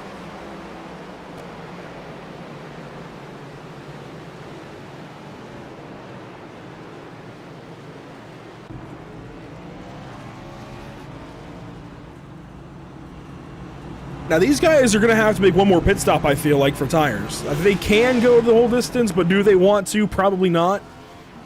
I think we're going to see at least one more stop. Question is, when does that happen, Zach? They're only about 35 laps in on these tires. That's including cautions. Personally, you could stay out the rest of the way on these tires. You can, but do you want to? That's the question. That's what I was about to say. Do you want to really? It's a tough call, especially if you've got quick cautions that keep coming out. You know, you want to hang on to the track position. You don't want to go back there with everybody else who seems to be getting involved in incidents. Once you have to work your way through the rest of the field, that's when it gets tough. I mean, Not to circle back again, but look at Dustin Stallings. He had issues while running at the front, and he's just now getting back up towards the front of the field. And we've got, what, 80 laps to go, 70 to go? There's not a lot of time left for him. These laps, they tick off quick here at Bristol Motor Speedway. And as these guys get ready to choose, as we get one to green, he's got to get some track position, as do most of these drivers. You see Sutherland go to the bottom. Maddox Indecisive goes to the top. A nice chunk of laps left. Going to be 80 laps to go when we get the green flag. Sutherland inside, Maddox outside. Then Wood, Buzzio, Catania, Borbell, Pooler, Walker, Fritz, and Stallings, your top 10. Pace car's about ready to make that hard left turn on turn number 4, Andrew. Sutherland's going to lead him back to the green once again here. Pace car's off, into the Geico restart zone. Green flag back in the air as Maddox misses the start.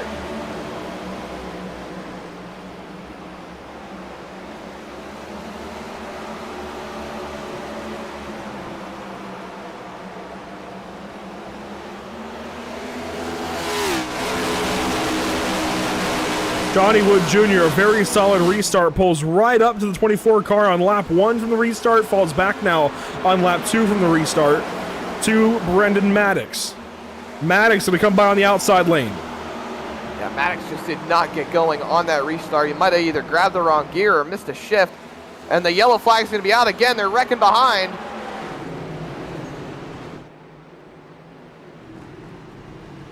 It's like Jared Hughes, maybe. Looks like it. Car's slow on the front straightaway here.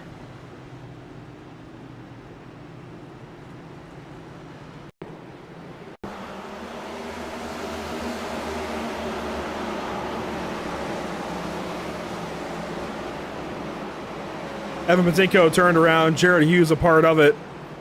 Patinko comes down across his nose again, and that is that.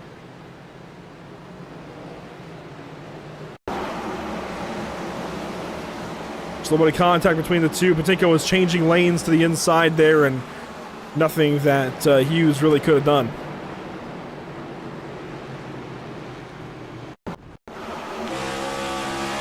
On board with Jared Hughes.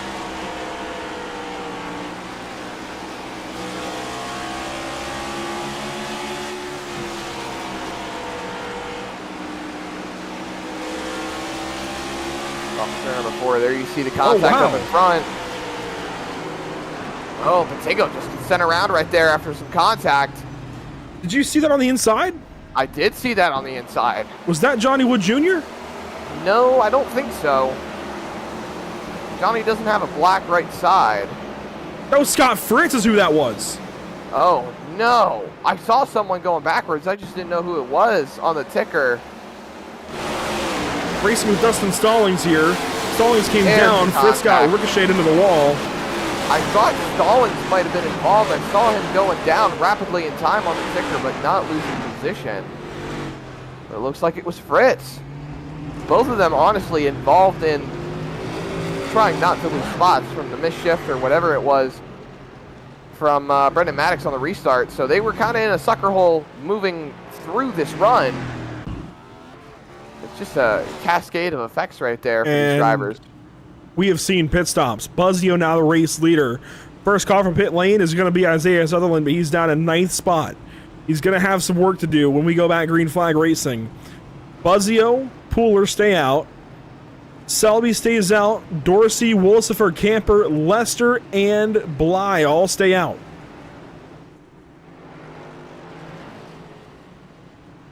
This is going to shake things up.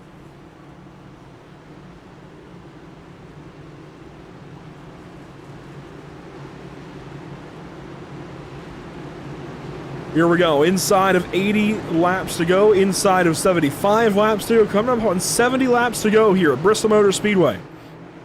Adam Buzzio, the race leader this time. Green flag back in the air at Bristol.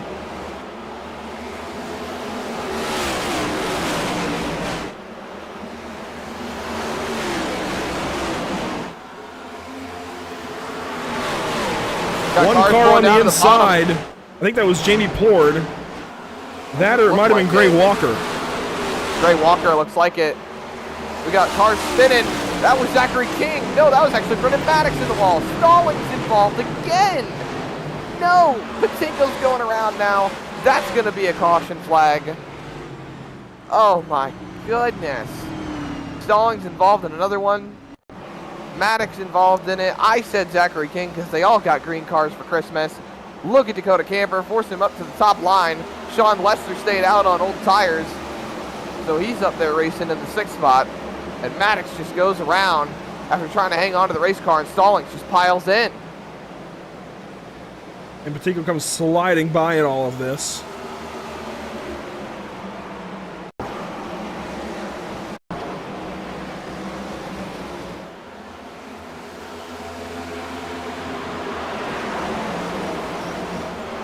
See Maddox all but forced into the wall there by Camper in the 3.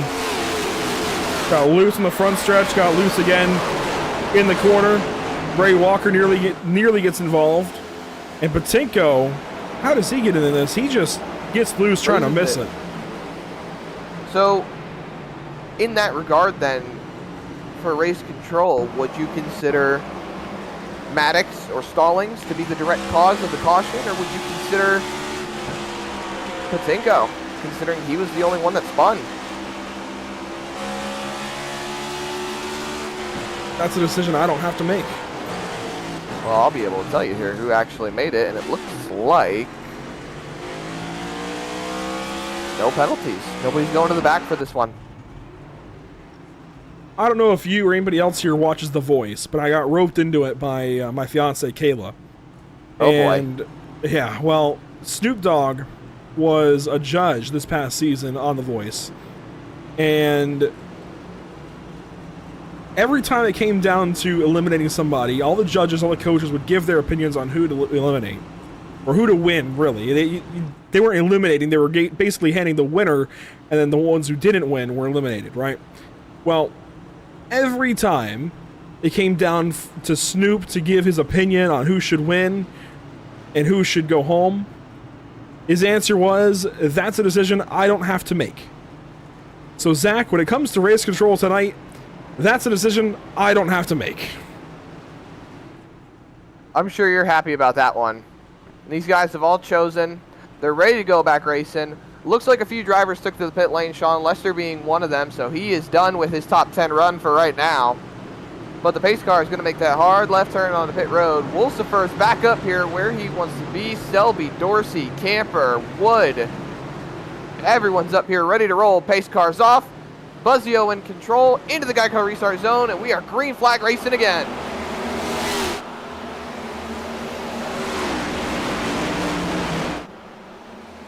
Oh, Wolsifer to the inside of Buzzio. First time we've seen a fight for the lead on a restart all race. And I love it. Here comes Wolsifer in that 56 car. A little bit of front end damage, that's okay. Buzzio leading the way. Top and line still powering through. Sutherland is mired back in 10th right now. He is going backwards. He's got Zachary Maddox on his outside, taking control of that 10th spot, down to 11th for Isaiah Sutherland, but he's got fresh tires. But look at this, Andrew. That's Dorsey going backwards. It's going to hold him up, but Sutherland gets to the top, so he might be able to go on around, take 9th away from the 88. That he will. Now he's got his sight set on Zachary King and Johnny Wood Jr. Dives to the inside of Johnny Wood Jr. Decisive move there for sure from the 24 car. This is going for 9th, now for 8th. Johnny Wood pulls down. Johnny Wood Jr., somebody who's been so close to winning but just hasn't done it yet. Not on Pit Stop TV, not this season. I believe he got a win last season before we picked up coverage. And how about Zachary King back in the top 10 as Sutherland gets loose? Yeah, Sutherland's just struggling to continue pushing forward. He is no longer the top driver on these tires. No, he's not. Look at him making a really close move. Johnny Wood Jr. pitching him down to the bottom. He's going to have a nose right here going into turn number 3. But he's not going to be able to go up to the top. King comes to cover him off. Nowhere to go for Isaiah Sutherland. Now he's got the bottom line open on Zachary King. Can't come all the way back down. Clears him off of turn number 2. But the fight in front of him is really what's stacking them up right now. Look at him. Selby trying to hang on. Dakota Camper, Catania, Walker. They've all started coming in here. It's now a 3, 6, 7 car mix just for that third spot. Selby holds on to it for now. King a little bit loose. Camper to the outside of Selby nearly. That was close. Catania comes down on through. He's going for 4th. Buzzio, Wolsifer lead the race. It's Selby in 3rd, getting free. Camper in 4th. Then Catania, contact there from the 3 to the 46. It's going to hold Camper up. Camper falls back to 5th. Walker through to 6th. Did he try to bump and run on the top line? I don't know that it was an attempt at a bump and run, but there was contact made as now Catania gets to the inside of his teammate. Yeah, Catania moving forward now. I think Camper might just be getting held up on that top line. Selby's in the wall. Like I said, Camper gets held up. Gray Walker's going to move on by. Might get clear going into 3 here. Slide up. He's pulling alongside Selby. Is he going to clear the 3? No, he's not. That brings Sutherland back into the mix. Johnny Wood Jr. next to him on that outside line. But Camper's finally starting to realize that he cannot move forward around Selby on the top, and he's going to put the nose in front. Now he's going to try to pick him off with the lap car. Selby moves to the middle, gets down to the bottom. Camper still on the inside. They're 3 wide with the lap car, and they continue to move on past him. Selby slow again, holding up Johnny Wood Jr. They're going to be side by side here at the line. Crashing on the turn 4, floored. Jamie Plord in the wall. Cole Younger in the wall. And this comes right before lap 200.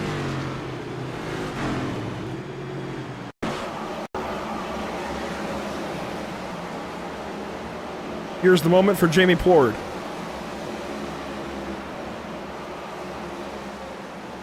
There you see Richard Smith going backwards. There was contact between Plord and Buttkicker, and I think Buttkicker just didn't realize that the 38 was going to be that loose coming off of turn 4.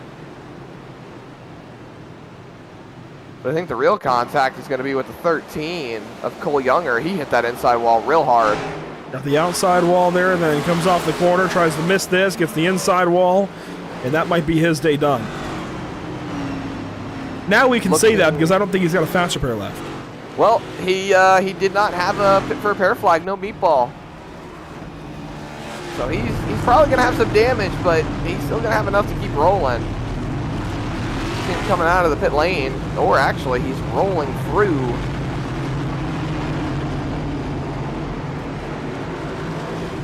Looks like they're going to give the EOL to Plord here for this this incident. But we've got 50 laps to go, Andrew.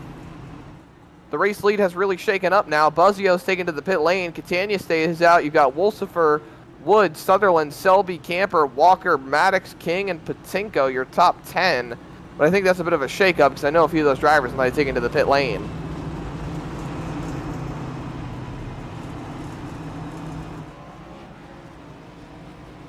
It's going to shake everything up one more time. Catania with the race lead now. Sutherland from 3rd. It'll be easier on him now, but that was a little bit concerning for him in traffic. Just not able to go anywhere. Look at this, Andrew. After pit stops, you've got a Whiplash racing car up in the top 10. I do. Sean Lester. The numberless pit stop TV machine. That's okay. We'll work on it for next week. Hey, it's got a number on it. That P on the pit stop TV kind of looks like a 9. Does it? It's a backwards 9, but you know, you got to take the little wins. As Sean chooses the bottom here, he's going to gain a little bit of track position. He'll be 4th in line on the bottom, so call it P7 from P9. But the stack up of the green cars on the bottom line, it's like a bunch of Christmas lights rolling down there. But the lights are out on top of the pace car, and we're ready to roll for another restart. Geico restart zone on the way for the Hauler Podcast 250. Inside of 50 to go. Catania leads. Then it's Sutherland down low. Green flag back in the air at Bristol Motor Speedway.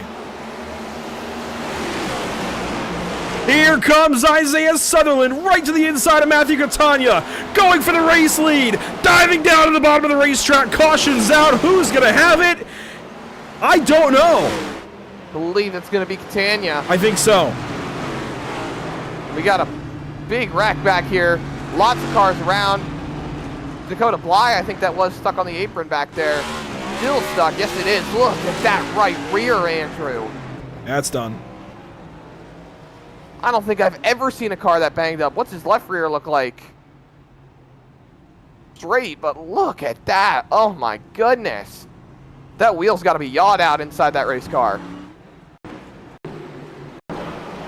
This is going to involve Buzzio in some way, some form. Heard a lot of drivers complaining on the restart, saying bunch up over the radios. Oh, Josh Anderson. Wow. Selby was wrecking in front with Buzzio. And Bly just gets absolutely run over. Here's Buzzio and Selby. Selby squeezed him up to the outside 3 wide. And Bly comes in and just absolutely smacks the back end of that 46 car. So, I know we're checking out the replay here, but Dakota Bly does not have a pit for a fair flag, but he just rolled that car backwards, trying to get it to the pit box. He pulls into the pit lane as we keep looking on here. Buzzio up top gets 3 wide, moved by Selby. Selby bullied him to the outside and then ran up into him on the backstretch. At least from my vantage point. I share your vantage point, so I think we're gonna agree on that one. Yeah, it just came right up the racetrack, nowhere for Buzzio to go. There's Bly just getting thrown into it.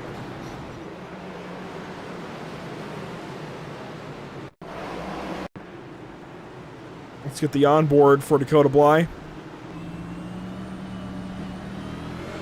Full send racing, that was a full send for sure.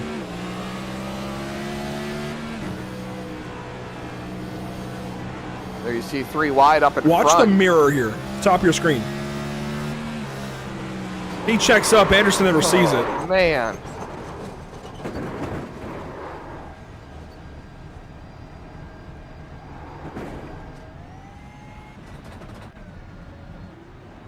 And everybody's checking up now. He has taken some repairs. And we got these guys doubled up, ready to roll now. That we are. So Catania chooses the outside lane once again, Andrew. The Sutherland's dirt racer going to at take the bottom. Maddox, Wood, Patinko, Walker, pace cars off, back into the Geico restart zone they go. Green flag back in the air. Catania realizes that he's not going to let a fight happen on this restart, and he covers off Sutherland on the restart. But to the inside at turn number 3, Sutherland pushing him up the racetrack. A big send there from Sutherland. Gets into the door of the 18 car, but it's not clear yet.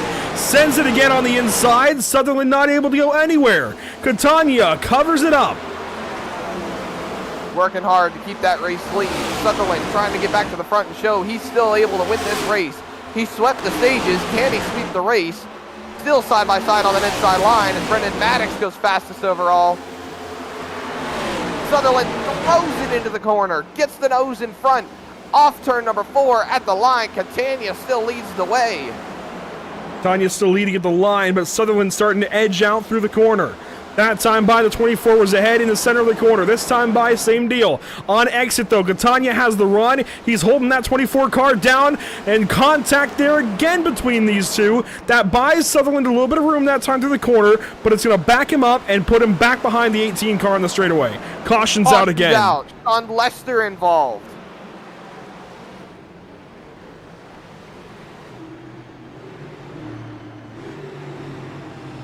Saw him in the wall going backwards. A lot of drivers being heads up, trying to miss it.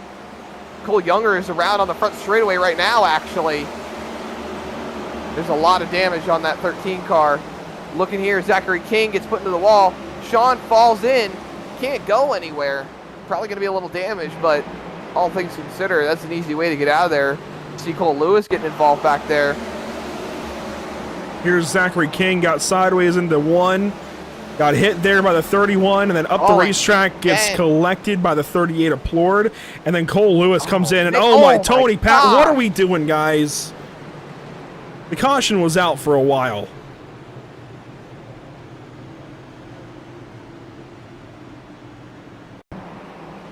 Oh my gosh.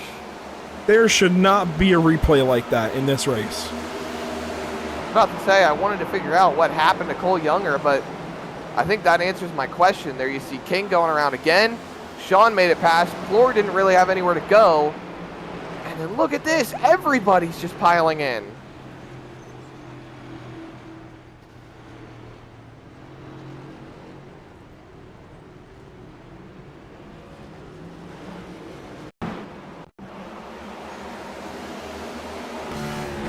Plord is done for the night, apparently. That's what we're hearing. This is on board with Patton.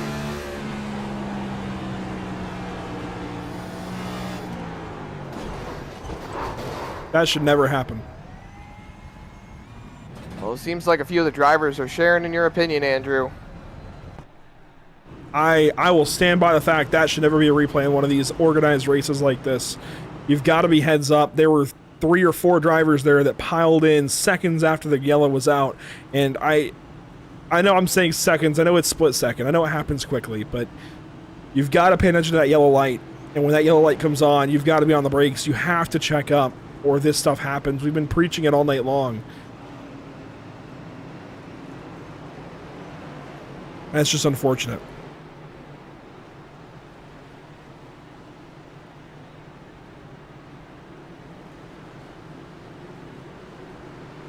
We'll let race control handle that beyond that, but it is what it is. Coming up on 30 laps to go. Lap 217 here will become lap 218. The 18 car leading. The 24 second, then the 8, the 75, the 81, the 25. Green flag on the way. Geico restart zone, and we're back racing in the Holler Podcast 250.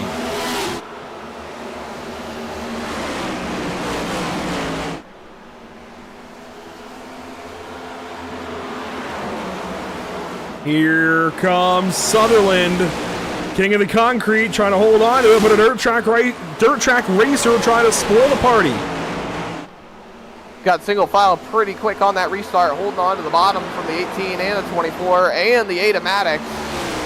But I think Catania knows that the outside line is going to be the way to go. He leaves that bottom line open for Sutherland, but he knows that that corner exit is going to be beautiful for him. And that 24 is not able to get on by that 18 car.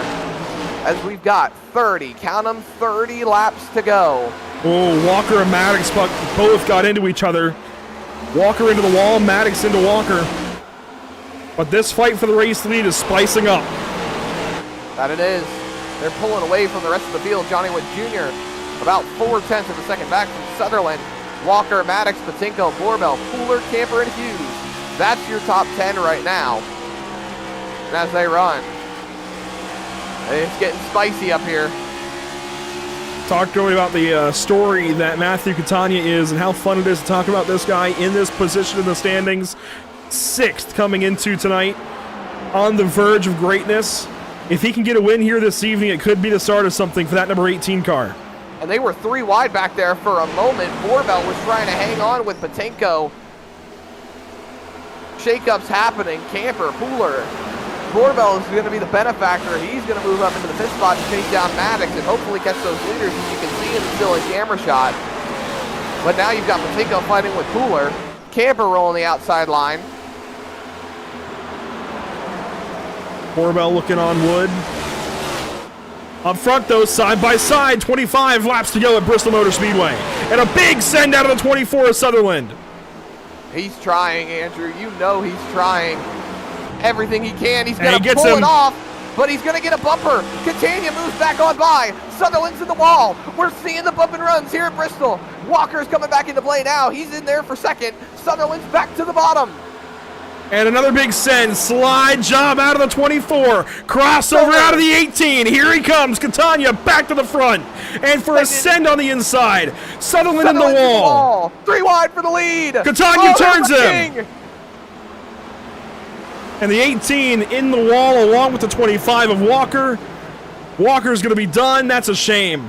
That is a shame. Man. No caution. Sutherland leads. But here comes Johnny Wood Jr. Brendan Maddox looking to the outside line. Bumper to the back of the 24. Where have I heard that one before? 75 to the inside line. Sutherland covers it up. He's got a wound here on the back of the race car, though. And here comes Brendan Maddox on the outside. Johnny Wood Jr. there down low. Carl Pooler moves out of the way. He's going a lap down. Johnny Wood Jr. gives the bumper to the 24 once again. Sutherland trying to hang on now. Camper's going around. And that's going to be a big crash. Maybe Buzzio. Yeah, there they go. Stallings again. Involved. Camper. Jensen. Coming back up into the field. Pooler was just trying to get out of the way. Finally, the caution comes out. Multiple cars involved. Nobody with a pit for repair flag. Everyone's going to keep on rolling. That was never going to hold up, Andrew, and we're about to see how it all went down. Here's the moment with the 18 and the 24. Catania just got into him. I don't know what was going on there. Catania and Walker going to the inside wall. Here comes Maddox on the outside in a moment. He gets the wall pretty good. He's going to be the race leader out of all of this. What a shakeup.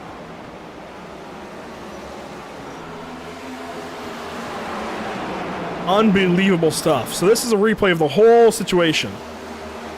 And Sutherland might need to come in and get his fast repair. He's got a lot of damage. Looking onward as the replay continues. Not really seeing much from Sutherland. Looks like he did come to the pit lane, Andrew. Can confirm the 24 did hit the pit lane. Johnny Wood Jr. just got into Dakota Camper. You can see the 5, the 56, the 0 all come in. Camper gets the inside wall. And Pooler gets involved, just trying to miss it all. Dustin Stallings, my goodness. That man cannot catch a break at all. He was running so good. And now he just keeps getting forced around back there. There is Isaiah Sutherland. This is scary for the rest of the field. He's on brand new tires. And he's got a brand new race car. It's hard to pass here at Bristol, but if anybody's going to do it, I think it's going to be him.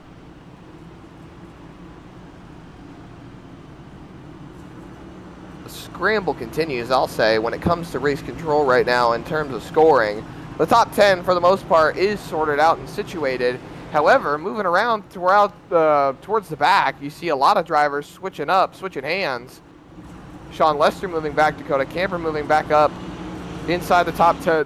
Oh, excuse me. Johnny Wood Jr. has elected to take his car to the pit lane,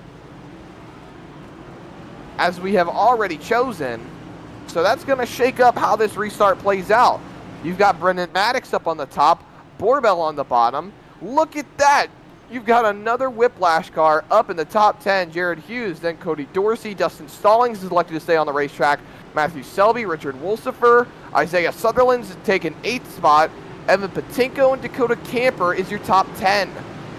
Jared Hughes from Full Send Racing. He's up here for the first time tonight. Let's see what we can do. 15 laps to go. Restart on the way. Green flag back in the air here at Bristol Motor Speedway. Sutherland, by the way, restarted 10th. He's down to 9th. Borbell, Maddox for the race lead and the win here at Bristol. 3 wide behind him, 15 laps to go, 14 at the line. They continue to fight it out. Maddox hangs on to the race lead. Sutherland is working his way forward real quick now. He's already side by side with Dorsey. He's moved up to 6th. He's next to Stallings now. Can he take 4th away here? As I said, if anybody's going to do it, it's going to be him. It's a tall, tall order for Sutherland, but if anybody's going to, it's going to be that 24 car. Rockets to the inside lane. Isaiah Sutherland refuses to be denied, and the fight for the lead is going to help him get back to the front. Borbell to the bumper to the Maddox. They're fighting it out hard, but now he's got Sutherland to contend with on the inside. They're 3 wide back here. That's Stallings on the outside line for 6th. He's got Maddox moving in front of them. Here comes Sutherland, 3 wide for the race lead and the race win at Bristol. 3 wide coming up to 10 laps to go. There was contact between Maddox and Sutherland.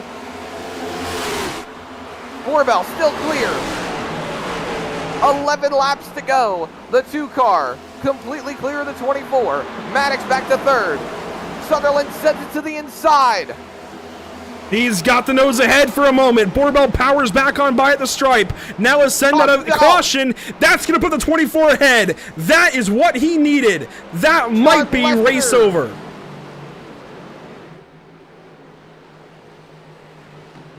Lester's around. Pooler not happy as well. Watching the 31 car of Sean Lester.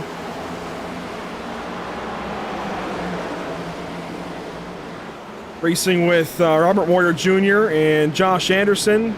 Looks like this started way ahead. Patinko around. Catania in the air.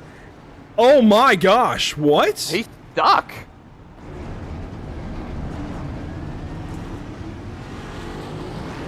Have you ever? No, I've never. I've never seen a race car do that. It's going to start a little ways up the road with that 3-wide we saw earlier with Camper, Patinko, and Wolsifer. But then Catania gets hooked in all of this by Patinko and gets stuck up onto his side. That is the strangest replay I've ever seen. It's like we talked about earlier, catching a rut on a dirt track, and it kind of holds you, but there's nothing that would have caught him like that here. I'm really confused. So we're talking netcode here from Race Control.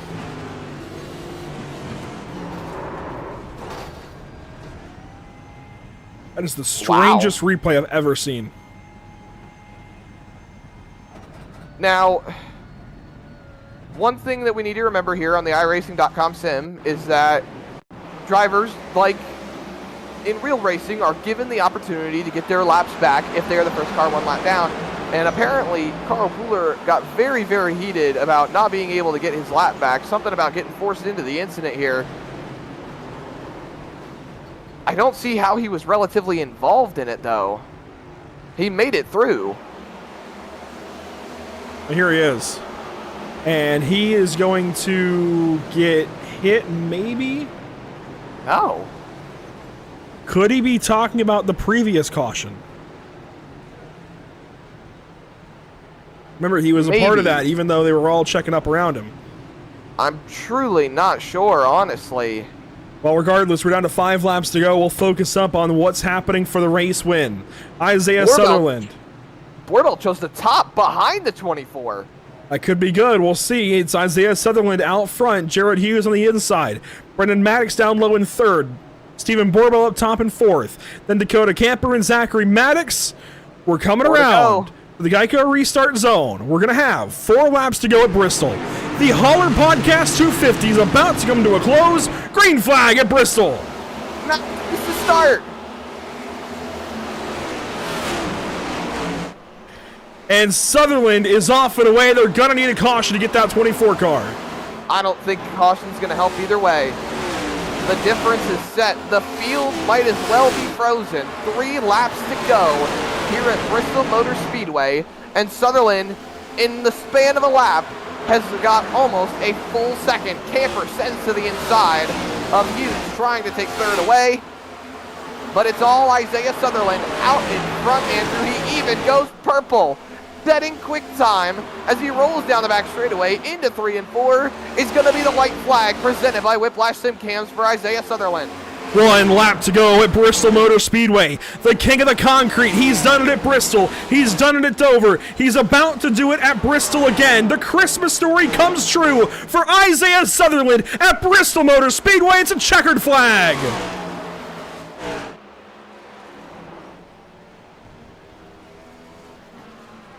Race win for Isaiah Sutherland, 2nd on the season, gonna match that of Mason Houseman. This is a big one for that 24 car. He won here a season ago. He's backing it up today. Stephen Borbell, 2nd, Dakota Camper, 3rd. That's how they run it out. And a big wreck in turn number 2 after the flag.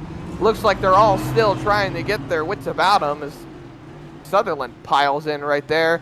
That was a little hair-raising to say the least, but Even through all of the chaos, through all of the pit stops, everything they put Isaiah Sutherland through, he was not going to be denied, and he takes the win here at Bristol Motor Speedway. He's going to burn it down. We're going to get ready to talk to him here, Andrew, but oh my goodness, what a race that was. Going to burn it down there on the outside wall.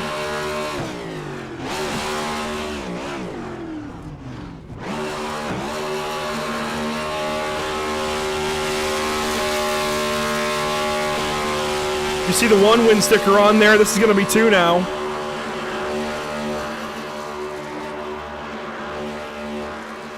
What a drive for Sutherland. He really did one heck of a job to get that car where it needed to be. He's going to give us a good old Polish victory lap made famous by Alan Kawicki. And I don't think there's anyone happier than that 24 car. Everyone there at the end thinking, oh, he's out. He's not going to be able to win this race. Well, in the spirit of Christmas, he put a little bit of coal in their stockings. He'll park it there on the front stretch, does Isaiah Sutherland with the race win. We'll be talking to him on the full top 3 here in just a moment. First, let's go down your unofficial race results here at Bristol Motor Speedway. What a day. The Holler Podcast 250 shakes out a bit like this. With the race win, Isaiah Sutherland there in car number 24. A big day for him. 2nd win on the season. 2nd straight at Bristol. 3rd straight on concrete. He wins over Stephen Borbell, Dakota Camper, Jared Hughes, and Gray Walker, your top 5. What a top 5 there. There's stories all around. Sutherland with the comeback. Borbell hanging on with power there in the 2 car. The 3 comes back after some mishaps earlier on. Jared Hughes comes up out of nowhere. Gray Walker survives the mayhem, gets back up to the top 5. Then you've got Brendan Maddox in 6th, Matthew Selby in 7th, Dustin Stallings, through all of his incidents, comes home 8th, Johnny Wood Jr. 9th, and Zachary King in the top 10 here at Bristol. Everyone's getting thrown around. I mean, look at that. Sean Lester pulls off an 11th place finish after all is said and done. He avoided the wrecks even though he got involved in quite a few of them. Richard Wolsifer, Cody Dorsey, Evan Patinko, Adam Buzzio. That's going to be your top 15. And then Dakota Bly, Zachary Maddox, Scott Fritz, and Carl Pooler. The first car 1 lap down finishes right in front of Matthew Catania, who's in the 20th spot. I'm sure you're happy that a few of the Whiplash cars did pretty good tonight. We only have 1 Whiplash car here. That we do. That's Sean Lester, just the 1. Matthew Corder couldn't make it. We wish we wish his family the best. There we go. His family going through a bit of a cold this evening. Isn't Jared Hughes a Whiplash car? No, that's Full Send Racing. Oh. Yes, He had sir. a Whiplash paint scheme. Richard Smith comes home 21st. Eric Jensen 22nd. Robert Moyer, Braxton Skinner, Josh Anderson, your top 25. Get some of these guys down here not making it to the end of the race. Unfortunate stuff for a lot of them. Cole Younger there in 26th, Jamie Pord, Tony Patton, Cole Lewis, and Coulter Clark, your top 30. Coulter Clark was so fast in practice. I feel for the 54 car this evening. He has got some real potential here in the series, but it was not meant to be for him tonight. Jason Bottoms 31st, Matthew Erickson 32nd, then Sam Dyer and Patrick Hernandez never made the start of the race. Let's grab race winner. Oh boy, the waiting room is popular tonight. We're going to grab race winner Isaiah Sutherland. When it's all said and done, a very familiar looking paint scheme to me. It's the 24 out front with the checkered flag, but it didn't always look like it was going to be that way. Isaiah, tell us about your story this evening here at Bristol. Well, I mean, the long story short, just don't make me angry. That's kind of how that goes. I know it's Bristol and Tempers Flare, but I got to call out 18. We had a good race. I mean, it was a good battle there for the end, and we know whoever got the lead was going to probably get the win there based on restarts. And I slid him, and it was a clean slide. He got underneath me, crossed me over, and we did the same thing. Next turn or next lap, I slid him, and this time I was clear by good fair amount, and got up in front of him there and going into going into 1. I guess he didn't like that. I got to the outside, and he came up and ran me up in the wall, broke my front toe link, and thankfully I was able to hang on to it, and caution came out perfectly, almost like it was a Christmas wish. And I came in and fixed that toe link pretty quickly there, and got back on track, and I came out ninth. And I was angry. I wasn't lifting. I was throwing it in that corner, and I was getting back on the gas as soon as I could, and thank God it stuck. And but yeah, I mean, most of the race I was just running the bottom, saving my stuff, letting people race behind me, and it was going really well until I got back in traffic on one of the strategies where people, I think like 7 of them pitted, and they got a lucky caution, and they were able to stay up front with like 79 to go. So that was pretty fun. It was tough getting through that traffic. Thankfully, my internet, I've been having internet issues, so thankfully it held on tonight. But I'm a little ramped up if you can't tell. It was a fun race, and of course racing Steven and all them, it was clean and a lot of fun. I'm glad I could put it back on top here. Well, you do come home with a second win on the season. That's a big win for you. This should put you back in the points lead, depending on how drop weeks are figured in and everything. This is going to be a big one for you. How do you continue this momentum forward, going to Austria next up on the far side of the holiday break? Well, last week during one of the interviews, you came over the radio and you said, what's a good track that you look forward to next to carry your momentum? And we was at Dover, I think is when you said that. And or Kansas maybe, and I said the road course. Even though I've never driven at it, I like road course racing. It's pretty fun. I don't have much experience outside of the Cup car in or stock cars at road courses, but I like the Cup car in road courses a lot. So I look forward to it. But I had no idea we was racing at Bristol this week. So I'm most forward looking to this track, which it turned out the way I wanted to, but I'm excited for the road course. I really think I've got a good chance there for at least a podium. But yeah, we'll see. I mean, new track. Again, we got a bunch of new guys out here, and we'll see. Hopefully I can keep that momentum up, but it feels good getting another one here at Bristol, that's for sure, and hopefully we can continue that. Well, it's good to talk to you. I'm sorry. No, go ahead. You're good. Well, it's good to talk to you once again. Congratulations on the race win. That solid paint scheme out front to win it. By the way, I like the slippers on the car as well. Yeah, man. Love Christmas. So when I won at Dover, that was my birthday. So I kind of had a little birthday gift, and we're close to Christmas here, so this is kind of like a Christmas gift. So yeah, I got to shout out to all my family. First and foremost, my Lord and Savior Jesus Christ. He's the reason for the season. Just so thankful for him, for God sending his son to die on the cross for our sins. We're just so thankful for him. Thankful for all the friends that tune in and watch, my teammates at Racers for Christ. Got to shout out all the guys in the league. Bristol could have been a lot worse than what it was tonight, but turned out good. I'd say most of the race. So shout out to everybody in the league. We're getting better. We're growing. All the fans that tune in and watch. Sponsors. Always got to shout out my uncle's car lot, Sutherland Used Cars in Northwest Tennessee. Look them up on Facebook, and also Virtual Academy. That's online training for police officers. You can sign up at subscriptions.virtualacademy.com/sign up. And also, big shout out to you guys in the booth. We really appreciate you guys and all the fans that tune in and watch. And my new wife, that we've been married for a couple of weeks now. Big shout out to her. I love you, Dalen. Well, congratulations on the new marriage as well. Congratulations on the race win this evening. Hopefully we're talking again soon. 10-4. We'll see you, buddy. Isaiah Sutherland with the race win here at Bristol. We'll go down and grab second place. I'm sure he's happy. It's Stephen Borbell. And Stephen Borbell bringing it home. Number 2 car finishing in the number 2 spot. You had a shot there to win the race, Stephen. It slipped away from you there a little bit towards the end. Sutherland was able to get away from you. But did you think for a moment there that race was going to be yours? I honestly did, Zach. With about 10 to go and it was just Brendan and I up there, I knew I had about a 20 or 30 lap tire advantage. And I was just trying to be patient and let it play out. And I think I was going to get around him eventually. Until I saw Isaiah coming back through the field with 40 lap fresher tires. Once I saw him pick some people off, I knew I had to make a move, and that's when I sent it 3 wide on Brendan and Isaiah. And thankfully, we all made it through. It was just some good, fun racing, and Isaiah did an amazing job all night.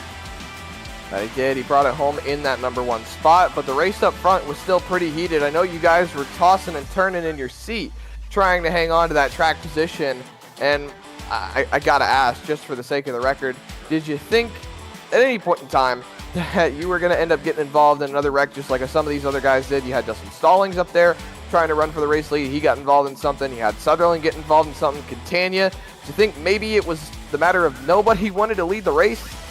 Well, accidents were abundant tonight. I'm sure y'all saw that. I heard a lot about some ARCA braking scenarios during cautions. I didn't get to really see many of them. Thankfully, I wasn't involved in any of those situations. But yeah, if you run long enough at Bristol, it's only a matter of time you get collected in something, especially racing around 35 guys. It just happens. But thankfully, was able to get through it and bring it home in second. So. Well, you still made it work. You brought it home in second spot. And final question, what are you thinking moving into Austria? Honestly, I have no idea. I've never driven the track. I don't own it yet. Road courses aren't my favorite thing to do. I do them if I need to, but it'll be a lot of fun getting to learn it, I guess, after New Year's. Probably start learning it and then go from there. But it's going to be a good time. And I want to thank you guys for the amazing broadcast y'all put together. Hope y'all have a very Merry Christmas. And big shout out to my teammates, Adam and Jared and Gavin, real quick. And yeah, thank you guys. Well, congratulations again on your second place finish, and hopefully we look forward to seeing you after the Christmas break in that Austria car. Appreciate it, Zach. Thank you guys. And a very happy Stephen Borbell in a second place finish, and I can't blame him. I mean, I'd be happy about a second place finish after a caution fest too. A solid day for Stephen Borbell, and the top Santa, what was it? Top Secret Santa scheme swap. Paint scheme there in the field. Stephen Borbell comes home second. It'll be Dakota Camper for the first time, I'm pretty sure, this season talking to us. Third place. A solid day for driver number 3. And you're going to follow up your teammate who wins this race, Dakota. It's got to feel pretty good coming home P3. Oh yeah, finally actually finished a race. Feel like I've been fast all season, but seen the front. Finally actually got to finish one up here. So yeah, it feels great. Isaiah did a fantastic job, and I told him before the race started I was going to cheat off his paper and finish second, and I come up one short. Jump a couple of spots shy of the race win, one short of following your teammate, but a whole bunch of spots ahead of where you've been finishing, because I know it's been a lot of bad luck for you this season. So finally a breakthrough. Can you continue this going into Austria and the new year? Well, next week I'll probably struggle. I'm not a big road course racer, so I really needed tonight to go well, and I'm glad it did. So hopefully in the new year we'll shake off all this bad luck and just leave it behind. I've been up there in the top 10, but I keep wrecking in the last 50 laps, and I did tonight. I wrecked in the last 50 laps. I just, the tires mattered and was able to drive back to third. Well, it's good to talk to you this evening, Dakota. How about the next oval then that you're looking forward to? If we can't get you to look forward to Austria because it's the road course, I get it. What's the next oval you're looking forward to? Where can you maybe get a race win? I don't know. What is the next oval? I like mile and a half. I haven't looked that far ahead. But mile and a half are more my bread and butter. I was honestly surprised that I did this well on a short track. But mile and a half is where I tend to do my best.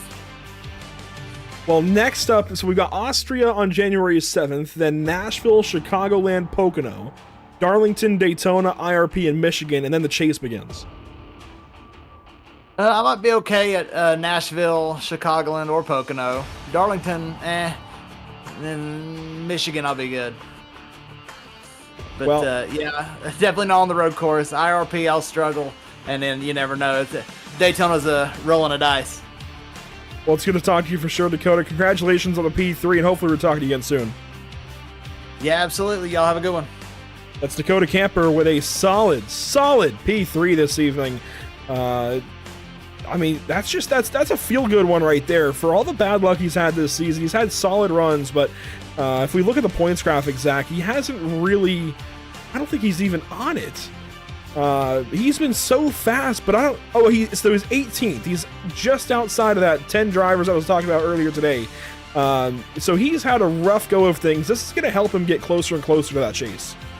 That it is. and you really can't afford to lose points. And a points gain at Bristol is got to be one of the biggest boosts to your confidence ever. I mean, if I'm getting a points gain at Bristol, I'm happy. I'm a happy camper, a happy Dakota camper, if you want to call it something like that. But this is going to be huge for a lot of drivers. I mean, you look at the standings and you look at how these guys finished off the night. You know, Sutherland's going to take the points lead. Maddox, Camper, they're going to have some big gains. Going into next week, especially road course, you got to have those gains. It's absolutely necessary. And this will be the first of 2 road course races this season. Austria here in the first half of the schedule, and then Watkins Glen in the second half of the schedule and in the chase. This is going to be fun. I'm really excited. I'm very much looking forward to Austria. It's not yet on the upcoming broadcast graphic, but it will be soon. In fact, it should come up right after that Sarah race at the second mystery round. So it's on the way. It's coming. We put up the thumbnail for it yesterday on YouTube. It is on the way. This is going to be a very fun clashing of big, heavy stock cars and a very tight, nimble road course. There's a lot of straightaway there, but it's not really straightaways all the time. The run from turn 1 up the hill is kind of a bendy straightaway, another hard braking zone. There's passing opportunities galore. It's going to be a good time. I'm really looking forward to that road course. But Zach, here's a look at what's upcoming for us at Pit Stop TV. The next 3 broadcasts here on the channel. 2 of them here in 2024, 1 of them in 2025. We've got 2 more left this calendar year unless something changes, which, by the way, if you've got a holiday event, we are looking to cover a holiday event. Come to us, Pit Stop TV, Andrew at pitstoptv.com. Message us, email me. Let's make something happen before the end of the year. Let's have one good, I mean, we've got from December 19th all the way to January 2nd, no shows. So if we could add one in there, that would be a pleasure for sure. So if you got something, email us. Let's see if we can make something happen. But Zach, next, Indianapolis, tomorrow night for the Simrat Market Series. Scott Shive back on the mic with us. Should be a lot of fun. Then Thursday, a mystery round for the Sarah Pierce Fleet Service Super Series. Also going to be a lot of fun. We don't know where we're racing yet. Do you want to take a guess? Ooh, oh my. Short track. Speedways. No, I can't. Not without having to look at their schedule again. Oh, man. You don't want to take any guess? Oh, man.